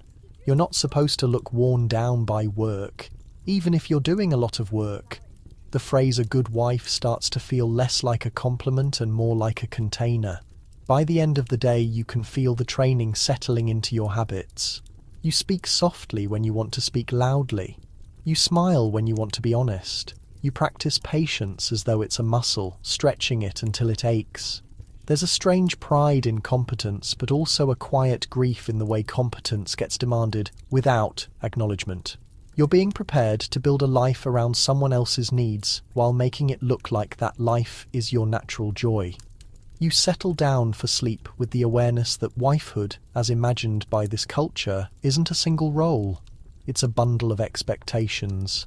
Manager, hostess, moral guide, comfort provider, and steady presence. The world calls it femininity. You can see it more clearly now as training, deliberate, and persistent, shaping you into a version of yourself designed to fit a marriage like a key fits a lock. Smooth, precise, and never allowed to scratch the metal. Silence becomes the loudest teacher in your life. It follows you into sitting rooms, church pews, sewing rooms, and the narrow private spaces where women speak in half sentences and then stop. You're surrounded by talk about purity, virtue, and a girl's good name. Yet the moment the subject turns to sexual desire and what actually happens in marriage, the air tightens. The adults suddenly become fascinated by teacups and curtains, as though the very topic might crawl under the door if acknowledged. You grow up with warnings more than explanations. Be careful, don't encourage attention, don't let yourself be compromised. But compromised how? Exactly. The details get treated as unfit for your ears, even though those details are the exact thing you need to understand. Instead, you get a moral outline with all the practical pages torn out. It's like being told, "Don't get lost," and then being dropped into a fog with no map. Standard historical knowledge sits at the heart of this. Victorian culture, particularly in respectable middle and upper class settings, often treats sexual knowledge as something women shouldn't possess before marriage, assuming innocence is a form of virtue. At the same time, the air is full of anxiety about prostitution, sexually transmitted disease, and moral fall, which means sex is both taboo and constantly present as a threat. The contradiction isn't subtle, it's basically the whole atmosphere. As a girl, you're taught purity is a status. It's framed as something you carry like a clean white glove. You must keep it clean. You mustn't handle anything messy. Your innocence becomes a kind of currency, one that can be praised, protected, and also used against you. Because if purity is your value, then any harm done to you can be twisted into your fault. That's the quiet cruelty hiding under the pretty words. You might hear hints about how a marriage will be a woman's duty, which is vague enough to be both terrifying and meaningless. If you're lucky, an older woman gives you a gentle, practical talk close to your wedding, explaining basics about intimacy and conception without drama. If you're not lucky, you get sent into marriage with almost no preparation, expected to adapt instantly. Your culture calls this modesty. Your nervous system calls it panic. Rumour rushes into the gap where education refuses to go. Since direct information is scarce, you learn through overheard conversations, whispered jokes, and the stories that circulate among girls when adults aren't listening. Some of what you hear is wrong, some is exaggerated, some is frightening, some is oddly romantic. You gather fragments and try to build a picture, like assembling a puzzle, where half the pieces are missing and the other half are from a different box. There's a particular Victorian obsession with the idea of the fallen woman, a label placed on women who have sex outside marriage, whether by choice, coercion, or circumstance. The label is heavy, and it isn't evenly applied. Men can make mistakes and still be redeemed. Women can be ruined by rumour alone. You learn that reputation can be destroyed faster than truth can defend it, so you become careful not just about what you do, but about what people might claim you did. 3 light jokes slip in, because otherwise this is too bleak to breathe. First, you realise your entire sexual education might be 1 sentence long, and the sentence is basically don't, which isn't so much a curriculum as it is a locked door. Second, you notice that adults treat the topic like it's contagious, as though knowledge itself could cause scandal. And you briefly wonder if the real danger isn't sex, but vocabulary. Third, you decide that if modesty were an Olympic sport, Victorian society would win gold, silver, and then complain the medals are too shiny. Medical advice makes things messier. Doctors and health writers sometimes speak in coded language too, or they frame female sexuality in ways that are deeply biased. Some claim women are naturally less sexual and more moral, which sounds flattering until you realise it gets used to justify ignoring women's desire, consent, and pleasure entirely. Other voices warn that female desire is dangerous, linked to hysteria or moral decay. Either way, your body gets described more than it's understood, a strange and fringe bit from the era's hidden corners. There's a shadowy market of marriage manuals and discreet pamphlets sold to anxious couples, sometimes through mail order, promising to explain marital intimacy and reproduction. Some are practical, some are sensational, some are outright scams.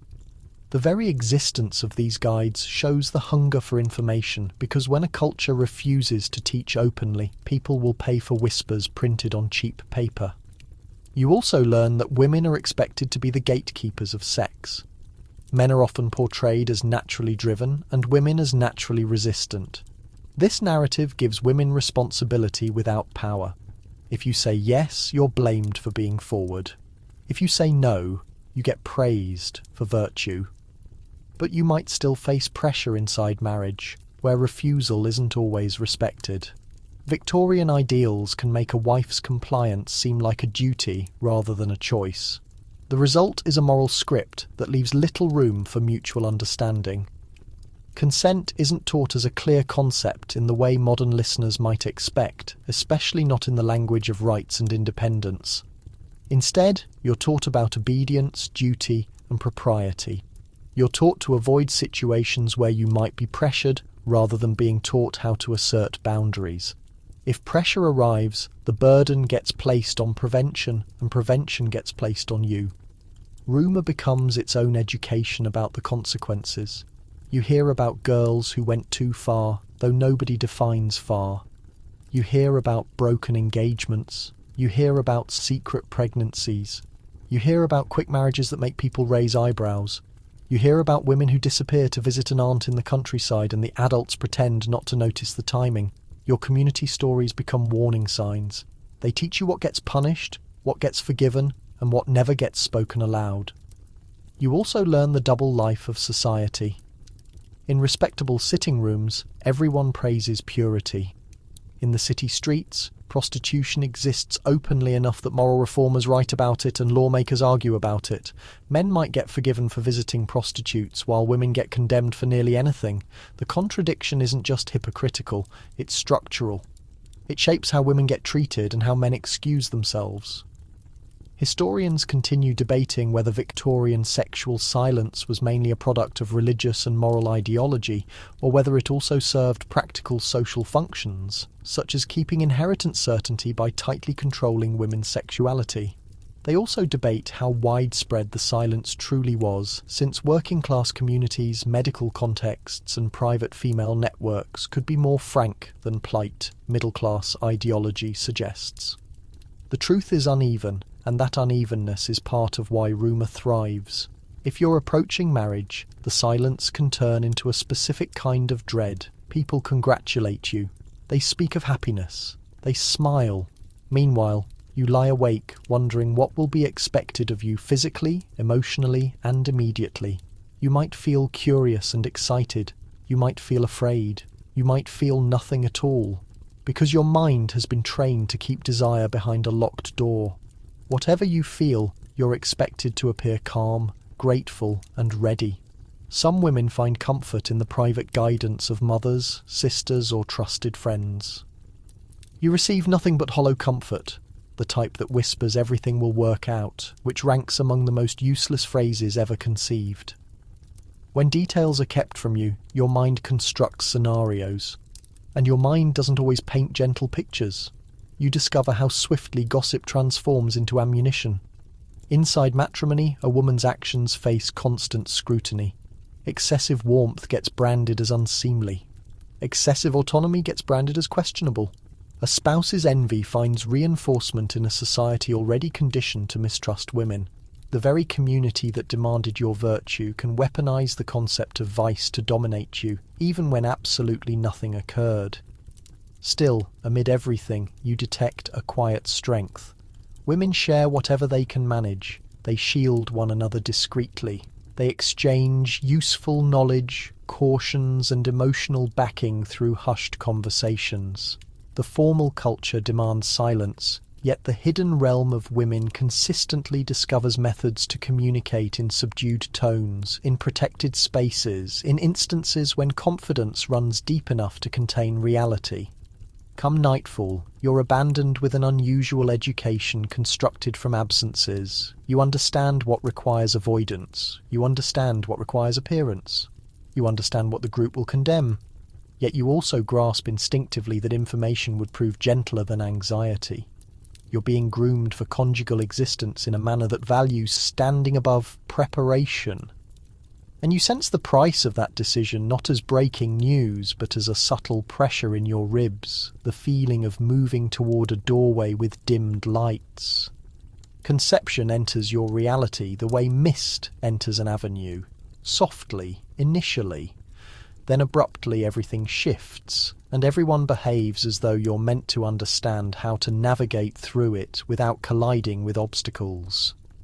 In Victorian society, maternity is positioned as your jewel and your obligation. The element that finishes the portrait culture has been outlining around you.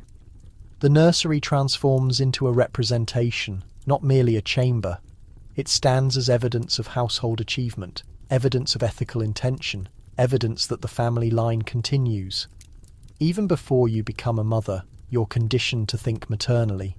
Because child rearing is not presented as an ability you acquire eventually, It gets positioned as inherent to your essence, as though your reproductive organs arrive with a guidebook. Preloaded spoiler, they absolutely don't. The guidance starts with your wellness.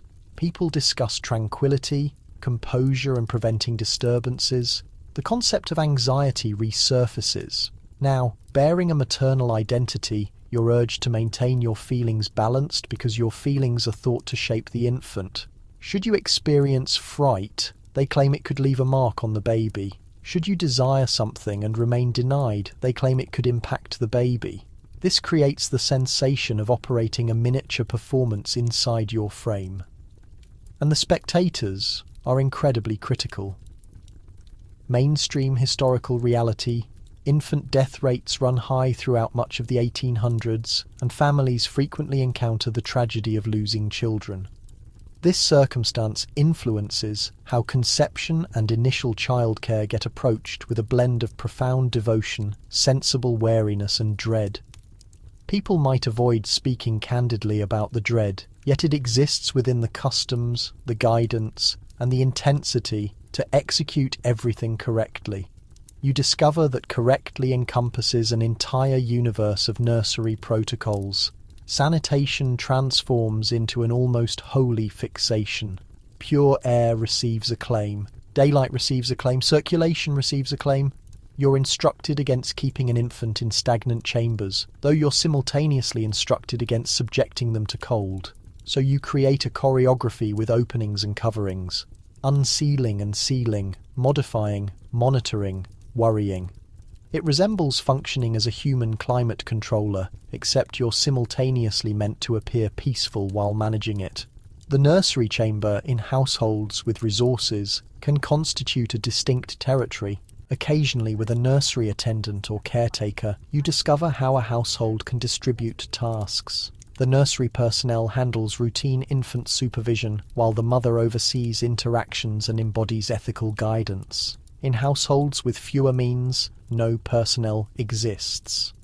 The nursery simply becomes wherever the infant resides, and the mother manages everything, frequently with assistance from elder daughters. Regardless, the assumption stands that you'll comprehend how to comfort, nourish, cleanse, and direct a tiny person while simultaneously sustaining the remainder of household existence. Should you be contemplating that sounds like executing two complete occupations simultaneously, you're accurate. Victorian culture simply declines to label it that. You receive instruction on the significance of nursing, yet with intricate sentiments connected. Within certain groups, nursing gets praised as the instinctive and virtuous selection, connecting mother and infant. Within different groups, particularly among the more affluent, employing a wet nurse can be deemed acceptable or even stylish during particular periods, though it simultaneously carries ethical discussion and communal unease. Wet nursing presents questions of status, wellness, and confidence. Who constitutes this woman nourishing your infant? Does she possess health? Does her character measure up? Does disposition shape the baby? Affirmative. Disposition. As though babies function as emotional absorbers, collecting personality through sustenance. Victorian reasoning can prove lyrical and nerve-wracking in identical measure, a peculiar detail from nursery tradition. Certain households maintain small infant journals or documentation tracking nourishment intervals, rest and ailments, not solely for usefulness, but because it creates the illusion of authority.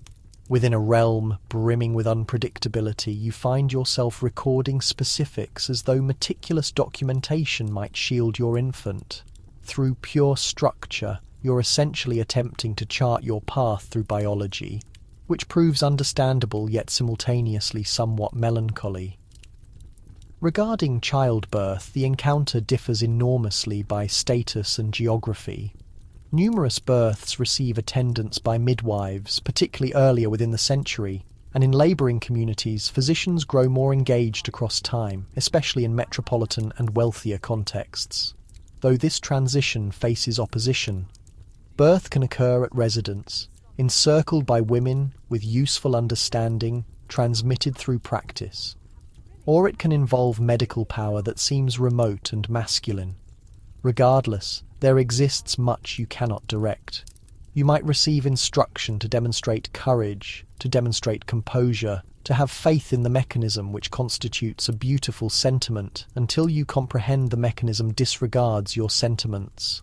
Scholars continue disputing whether the 19th century medicalization of childbirth enhanced results for mothers and infants broadly, or whether it occasionally presented fresh dangers through procedures and institutional methods. The discussion transcends medicine. It concerns authority, understanding, and whose encounter receives validation. In the center of that discussion stands you expected to yield to power while simultaneously receiving praise as the holy nucleus of family existence? It constitutes an odd paradox. You receive honor theoretically and get administered practically. Following the baby's entrance, the ethical conditioning commences instantly, at minimum in the perspectives of adults surrounding you. Victorian principles frequently position children as unformed substance for goodness. The mother faces expectations to mold awareness, etiquette, and belief. From the beginning, you're informed that your demonstration carries more weight than your speech, which represents a courteous method of expressing you must achieve flawlessness constantly because someone perpetually observes and mimics you. Zero strain. You absorb information about rest patterns, and you absorb that everyone maintains a perspective. Rocking provides comfort, yet excessive rocking could indulge the infant. Permitting an infant to weep could build fortitude, yet excessive weeping could damage wellness. Wrapping provides consolation, yet wrapping excessively firmly could prove detrimental. Guidance contradicts. You're encircled by assured voices, each claiming their approach constitutes the approach. You start suspecting that the authentic Victorian competition isn't cricket. It involves dispensing uninvited childcare guidance. 3 gentle jests enter because you require them like oxygen. Initially, you uncover that the expression rest when the infant rests predates the infant, and it remains absurd because the infant rests in 10-minute segments, resembling a miniature unpredictable timepiece. Subsequently, you comprehend you face expectations as the household's ethical celestial being, while simultaneously being draped in milk and fibre, which represents an exceptionally glamorous occupation trajectory. Third, you begin accepting that should you exhale excessively audibly near the crib, someone will caution you. It could shape the infant's disposition, and you'll need to extend apologies to the infant for existing. Nourishment becomes a fundamental worry. Should nursing prove feasible, you must regulate your personal diet and tranquility, because people accept your wellness immediately influences the milk. Should nursing prove impossible, substitutes can prove hazardous, particularly when milk purity and sanitation remain questionable. Households might utilize animal milk, thinned combinations, or primitive forms of bottle nourishment, and cleanliness becomes vital. The consequences run elevated. Every determination carries heaviness because the infant's fragility stands so apparent. You additionally discover that maternity constitutes not solely physical toil but social character. A mother faces judgment. Should an infant appear dirty, people criticize the mother. Should an infant appear noisy, people criticize the mother. Should an infant appear excessively silent, people criticize the mother. Should an infant appear sick, people criticize the mother. Should an infant flourishes, people commend the mother occasionally as though she individually invented nourishment. Yourself becomes connected to another being's welfare in a manner that can prove lovely and simultaneously draining. Within households with attendants, you discover how to supervise childcare through others. You manage a nursery attendant, you deliver directions, you verify sanitation, you establish patterns. This can provide you respite, yet it simultaneously generates friction and accountability. You must place confidence in someone with your infant while simultaneously monitoring them. You might concern yourself with devotion, whether the infant connects more strongly with the nurse than with you. Certain mothers experience envy, certain mothers experience appreciation. Numerous mothers experience both. The Victorian residence can overflow with hushed emotional intricacy. Beneath the serene exterior, benevolence and ethical responsibility surface again. Through maternity, you receive encouragement to cultivate children who demonstrate kindness, restraint, and devotion. You might escort them to worship. You might instruct prayers. You might exemplify benevolent behaviours. The infant becomes portion of the household's public image. Through this manner, child rearing simultaneously becomes community building. You're moulding not solely a being, but a standing. Come nightfall, when the residence grows more hushed, you position yourself near the crib and absorb the small respirations that occupy the chamber. The lamp glow gentles everything. You experience the tremendous fondness of it, and simultaneously the burden in Victorian principles. Maternity is meant to prove instinctive, elegant, and perpetually patient. Actually, it constitutes daily execution of absorbing, modifying, and bearing anxiety quietly, so it doesn't overflow into the infant's realm.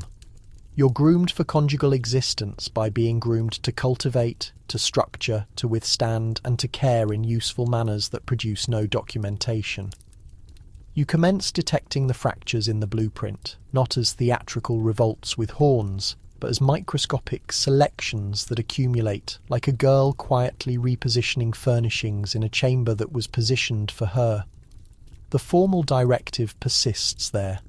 Hervea's velvet matrimony stands as your appropriate terminus. The residence constitutes your domain, and your supreme achievement involves appearing pleasant while you forfeit. Yet surrounding you, existence continues presenting awkward proof that women aren't all constructed for the identical, confined trajectory. Certain women demonstrate restlessness, certain women demonstrate practicality, certain women demonstrate ambition, certain women simply demonstrate misfortune. And within a realm that claims the chart shows one route, you begin identifying the footpaths. Within numerous households, a girl's initial workaround involves education that proceeds slightly beyond expectation, not necessarily university caliber because admission remains restricted, yet supplementary reading, supplementary study, supplementary capability. You could absorb shorthand, accounting, or sophisticated writing. You could become exceptionally proficient at languages or mathematics, sufficient to instruct others. These capabilities can receive framing as beneficial accomplishments, which constitutes a brilliant disguise. Beneficial sounds harmless, beneficial sounds dutiful, beneficial doesn't sound threatening. Still, beneficial can transform into advantage, mainstream historical reality. Throughout the Victorian duration, additional women enter compensated employment and structured public existence, encompassing teaching, nursing, administrative work, manufacturing toil and household service, with evolving possibilities shaped by industrialization, urbanization and educational transformations. For certain women, compensated employment constitutes necessity. For others, it constitutes a passage to autonomy or meaning. Even when culture disapproves, the financial actuality continues unsealing doors that etiquette alone cannot secure. Should you occupy middle status, teaching becomes among the more dignified alternatives. Governess employment proves prevalent, though it can prove isolating and unstable. You exist between statuses, not entirely family, not entirely servant, anticipated to demonstrate refinement yet managed as contracted labour. It constitutes an unusual position, and girls absorb information about it through the narratives of women who accept such positions. Teaching within schools becomes more prevalent too, particularly as girls' education broadens. It receives framing as an extension of feminine nurturing, which renders it culturally acceptable. Yet a wage remains a wage, and currency in your personal grasp alters how you contemplate your existence. Should you occupy working status, employment isn't a workaround, it constitutes the standard. And matrimony doesn't consistently constitute an escape from toil, it occasionally constitutes an addition to it. Women labour in manufacturing facilities, in stores, in household service, as laundresses, seamstresses, street vendors, and beyond. Certain women postpone matrimony because they generate wages. Certain women marry and maintain employment regardless. The notion of a spouse who solely maintains residence frequently constitutes a privilege. Ideal actuality can resemble exhaustion and capability, with an infant balanced on one side and a responsibility catalogue in the opposite grasp. Hushed rebellion can simultaneously resemble selecting not to marry hastily. This can receive framing as tending parents, assisting siblings, or being required at residence. Occasionally it proves accurate. Occasionally it simultaneously proves a culturally acceptable justification for desiring duration, territory, or authority. A girl could remain unwed longer, not audibly dismissing matrimony, yet simply not advancing into it. Within a culture that anticipates enthusiasm, postponement can constitute a manifestation of opposition disguised as responsibility. Companionship becomes another avenue. Women construct intense connections with other women, providing emotional backing, intellectual partnership, and useful assistance. These relationships can prove life-preserving. They can simultaneously furnish an alternative foundation of character, a feeling of acceptance that doesn't rely on being selected by a man. Certain companionships demonstrate affection in a manner that renders modern observers inquisitive. The era's vocabulary of proximity can prove passionate without receiving treatment as scandalous in the identical manner it could subsequently be. The communal interpretation proves complicated, and it differs. What carries significance for you constitutes the straightforward reality you aren't isolated, and other women can transform into your most powerful confederates. A peculiar detail from the boundaries of the era.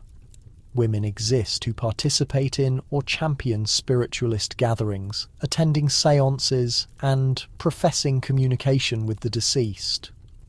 Spiritualism gains popularity in portions of Victorian culture, and certain women locate within it a scarce platform to communicate with power as mediums who direct assemblies and attract attention. It can constitute sincere conviction, theatrical execution, or both. Yet the communal impact can prove genuine. A woman communicating in public, commanding a chamber, directing conversation, and receiving attention. Envision locating your expression through a table that produces sounds. It proves peculiar, yet simultaneously somewhat ingenious in the manner desperate structures generate inventive loopholes. Then activism exists, the more transparent manifestation of rule manipulation. Certain women participate in transformation movements. Temperance, benevolent missions, education transformation, labour protections, campaigns opposing exploitation, and subsequently, structured pushes for women's legal protections. Even when these movements receive framing as ethical responsibility, they draw women into public existence. Committee assemblies, addresses, composition, structuring. You discover that benevolence can constitute a passage into authority. Should culture claim you may demonstrate morality, then you transform into moral with a documentation board. Scholars continue disputing whether these public positions primarily constituted extensions of household ideology, simply transferring womanly goodness into public territories, or whether they embodied authentic expansions of female power that assisted dismantling older restrictions. The discussion partly concerns intention and partly concerns outcome. A woman could enter transformation employment because it proves acceptable, then uncover she appreciates influence, and then decline to relinquish it. People can traverse through a doorway for one motivation and conclude somewhere they never anticipated. You additionally discover that rebellion can prove hushed within matrimony itself. Certain women negotiate household authority, carefully moulding budgets, schedules, and communal determinations. They select when to concede and when to maintain. They develop their spouse's confidence, then utilize that confidence to secure territory to operate. Certain women administer family enterprises behind the curtain. Certain women inherit modest amounts and maintain them secured. Certain women utilize communal hosting as an instrument to construct networks, assisting siblings, backing companions, positioning children. The realm labels this household capability. Actually, it can constitute tactics. 3 gentle jests float in because you require the levity to maintain the atmosphere tolerable. Initially, you comprehend the Victorian interpretation of a hushed woman frequently signifies a woman whose contemplations prove awkward. And you're inclined to begin labelling your perspectives as household furnishings, simply to observe if anyone respects them. Subsequently, you observe someone label activism unwomanly, while the activist under discussion performs more employment than the complete town assembly, and you contemplate, remarkable, masculinity sounds somewhat delicate if it cannot survive a woman grasping a pen. Third, you reflect how spiritualism permits women to communicate without disruption, and you momentarily wonder if the authentic supernatural occurrence constitutes a chamber of men. Men absorbing. Workarounds simultaneously encompass creativity. Women compose novels, verses, essays, and correspondence that circulate extensively. Certain women publish under their personal names. Certain women utilize masculine pen names to receive serious consideration. Composition can transform into revenue, expression, and influence. Art can execute similar employment, as can music. Even within acceptable accomplishments, a woman can advance beyond ornamentation into articulation. Dangers exist. Perpetually a woman who advances excessively distant. Beyond anticipation can receive mockery, exclusion, or labelling as unwomanly.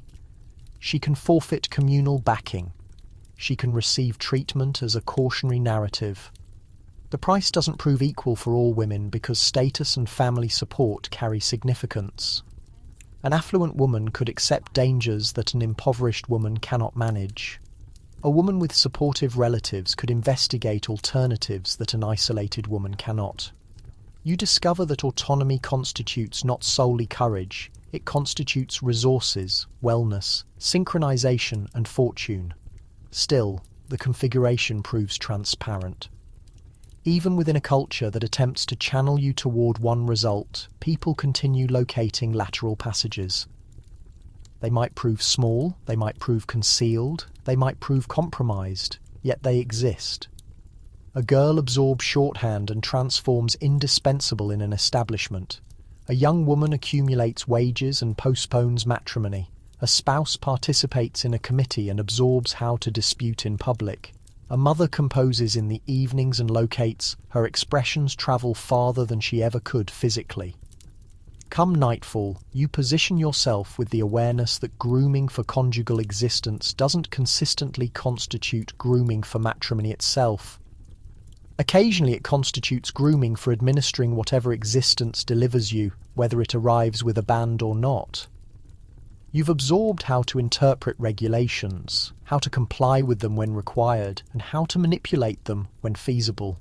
You've absorbed that respectability constitutes a vocabulary, and like any vocabulary, it can receive utilization to express what culture anticipates, or it can receive utilization to conceal what you're actually executing. The chamber grows more hushed and your contemplations gentle, yet they don't contract. You can perceive the reality settling in composed and constant. Even within the most restrictive blueprint, people generate selections. Certain selections prove audible, most prove whispered, and those whispers, repeated across years, can alter the configuration of an existence. The wedding occasion arrives with an unusual combination of ceremony and velocity, as though everyone has been constructing toward this instant for years, and presently they desire to finalize it before anyone alters their perspective. You awaken in a chamber that carries scents of soap, blossoms, and warm material. Rustling exists, whispering footfalls. Garments are positioned like ceremonial items. Hair receives smoothing, securing, modifying. Again, The people surrounding you communicate in cheerful tones, yet you can detect the tension beneath it, that anxious electricity that resides inside significant communal instances. You receive information, you appear lovely. You receive information, you appear composed. You receive information, you appear joyful. Occasionally you do.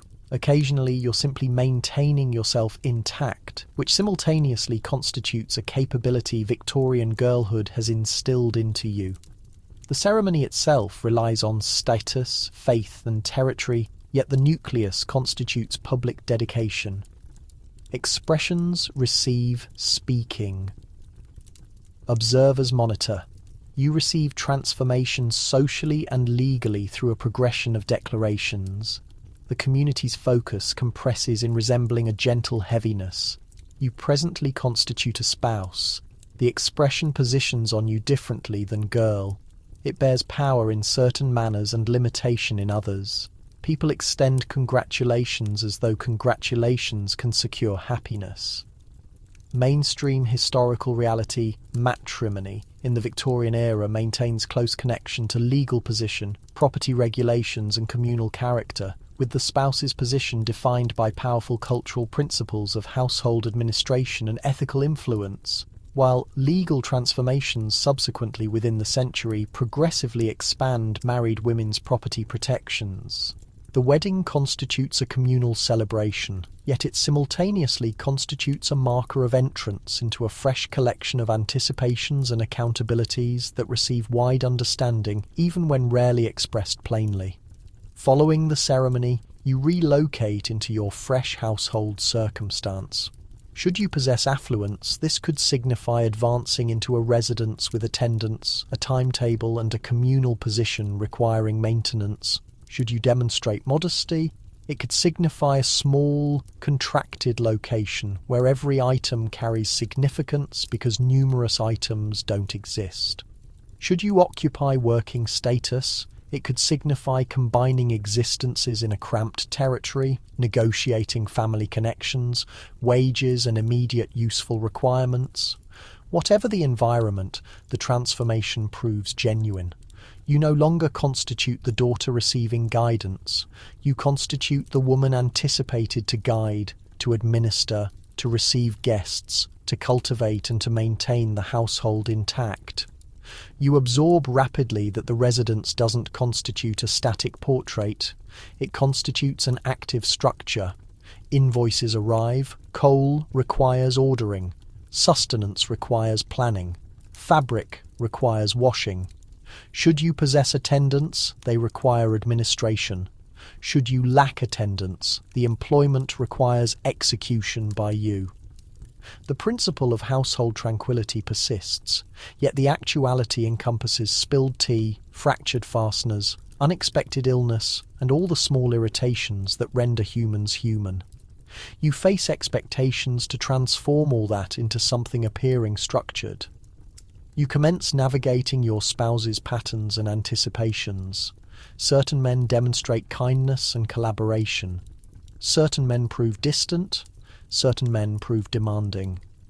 Victorian culture frequently anticipates the spouse to modify to gentle boundaries to render existence comfortable for her spouse. You could locate yourself studying him the manner you studied chambers as a girl, interpreting dispositions, synchronization, conversation, selecting when to communicate and when to pause. The capabilities you absorbed in communal territories presently transform into matrimonial instruments, a peculiar detail from wedding and household culture. Numerous brides assemble a trousseau encompassing fabrics marked with initials, sleepwear and household textiles assembled carefully as though grooming for an extended journey. The initials don't constitute solely ornamentation. They communicate ownership, structure and preparation. You could invest hours embroidering characters onto material, the hushed act of stitching your fresh character into the items that will encircle you routinely. It constitutes household symbolism. In thread, you simultaneously uncover the shock of privacy. Even within a culture brimming with supervision, matrimony can deliver an intense, fresh proximity. Should you possess minimal honest details about matrimonial intimacy, You might experience nervousness, confusion, inquisitiveness, or overwhelm. You might experience strain to demonstrate dutifulness and composure. The culture tends to presume a spouse will accept whatever faces expectation of her, and that presumption can mould how couples approach intimacy. Certain couples locate tenderness and communication.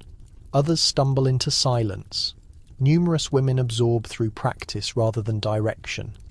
Because direction faced withholding, the communal realm shifts too. You presently face judgment as a household administrator. Your hosting receives evaluation. Your garments receive interpretation as a declaration about your spouse's position. Your conduct receives interpretation as a reflection of his respectability and yours. You could receive interactions from female relatives providing guidance, certain helpful, certain suffocating. You could face expectations to continue benevolence employment, worship attendance, and communal obligations. The residence constitutes your territory, yet it simultaneously remains on exhibition. Scholars continue disputing whether Victorian matrimony provided women a meaningful territory of influence through household power, or whether it fundamentally entrenched disparity by framing women's toil and compliance as instinctive responsibility. The actuality differs, yet the framework persists. Your employment proves essential, still frequently managed as invisible. Should the residence operates well, it simply receives assumption that constitutes how residences operate. Should the residence operates poorly, the criticism tends to settle on you. Within numerous marriages, finances transform into a routine negotiation. Even should your spouse demonstrate generosity, the household still requires administration. You design meals and acquisitions. You determine when to preserve and when to expend. Should currency prove limited, you transform inventive with remainders, restorations, and careful planning. Should currency prove abundant, you might administer attendance, manage accounts, and maintain the resident's communal existence polished. Regardless, you're bearing a financial accountability that rarely receives labelling as financial. It receives labelling as femininity, responsibility, discretion. Yet, it simultaneously constitutes genuine administration. You simultaneously confront the prospect of conception rapidly.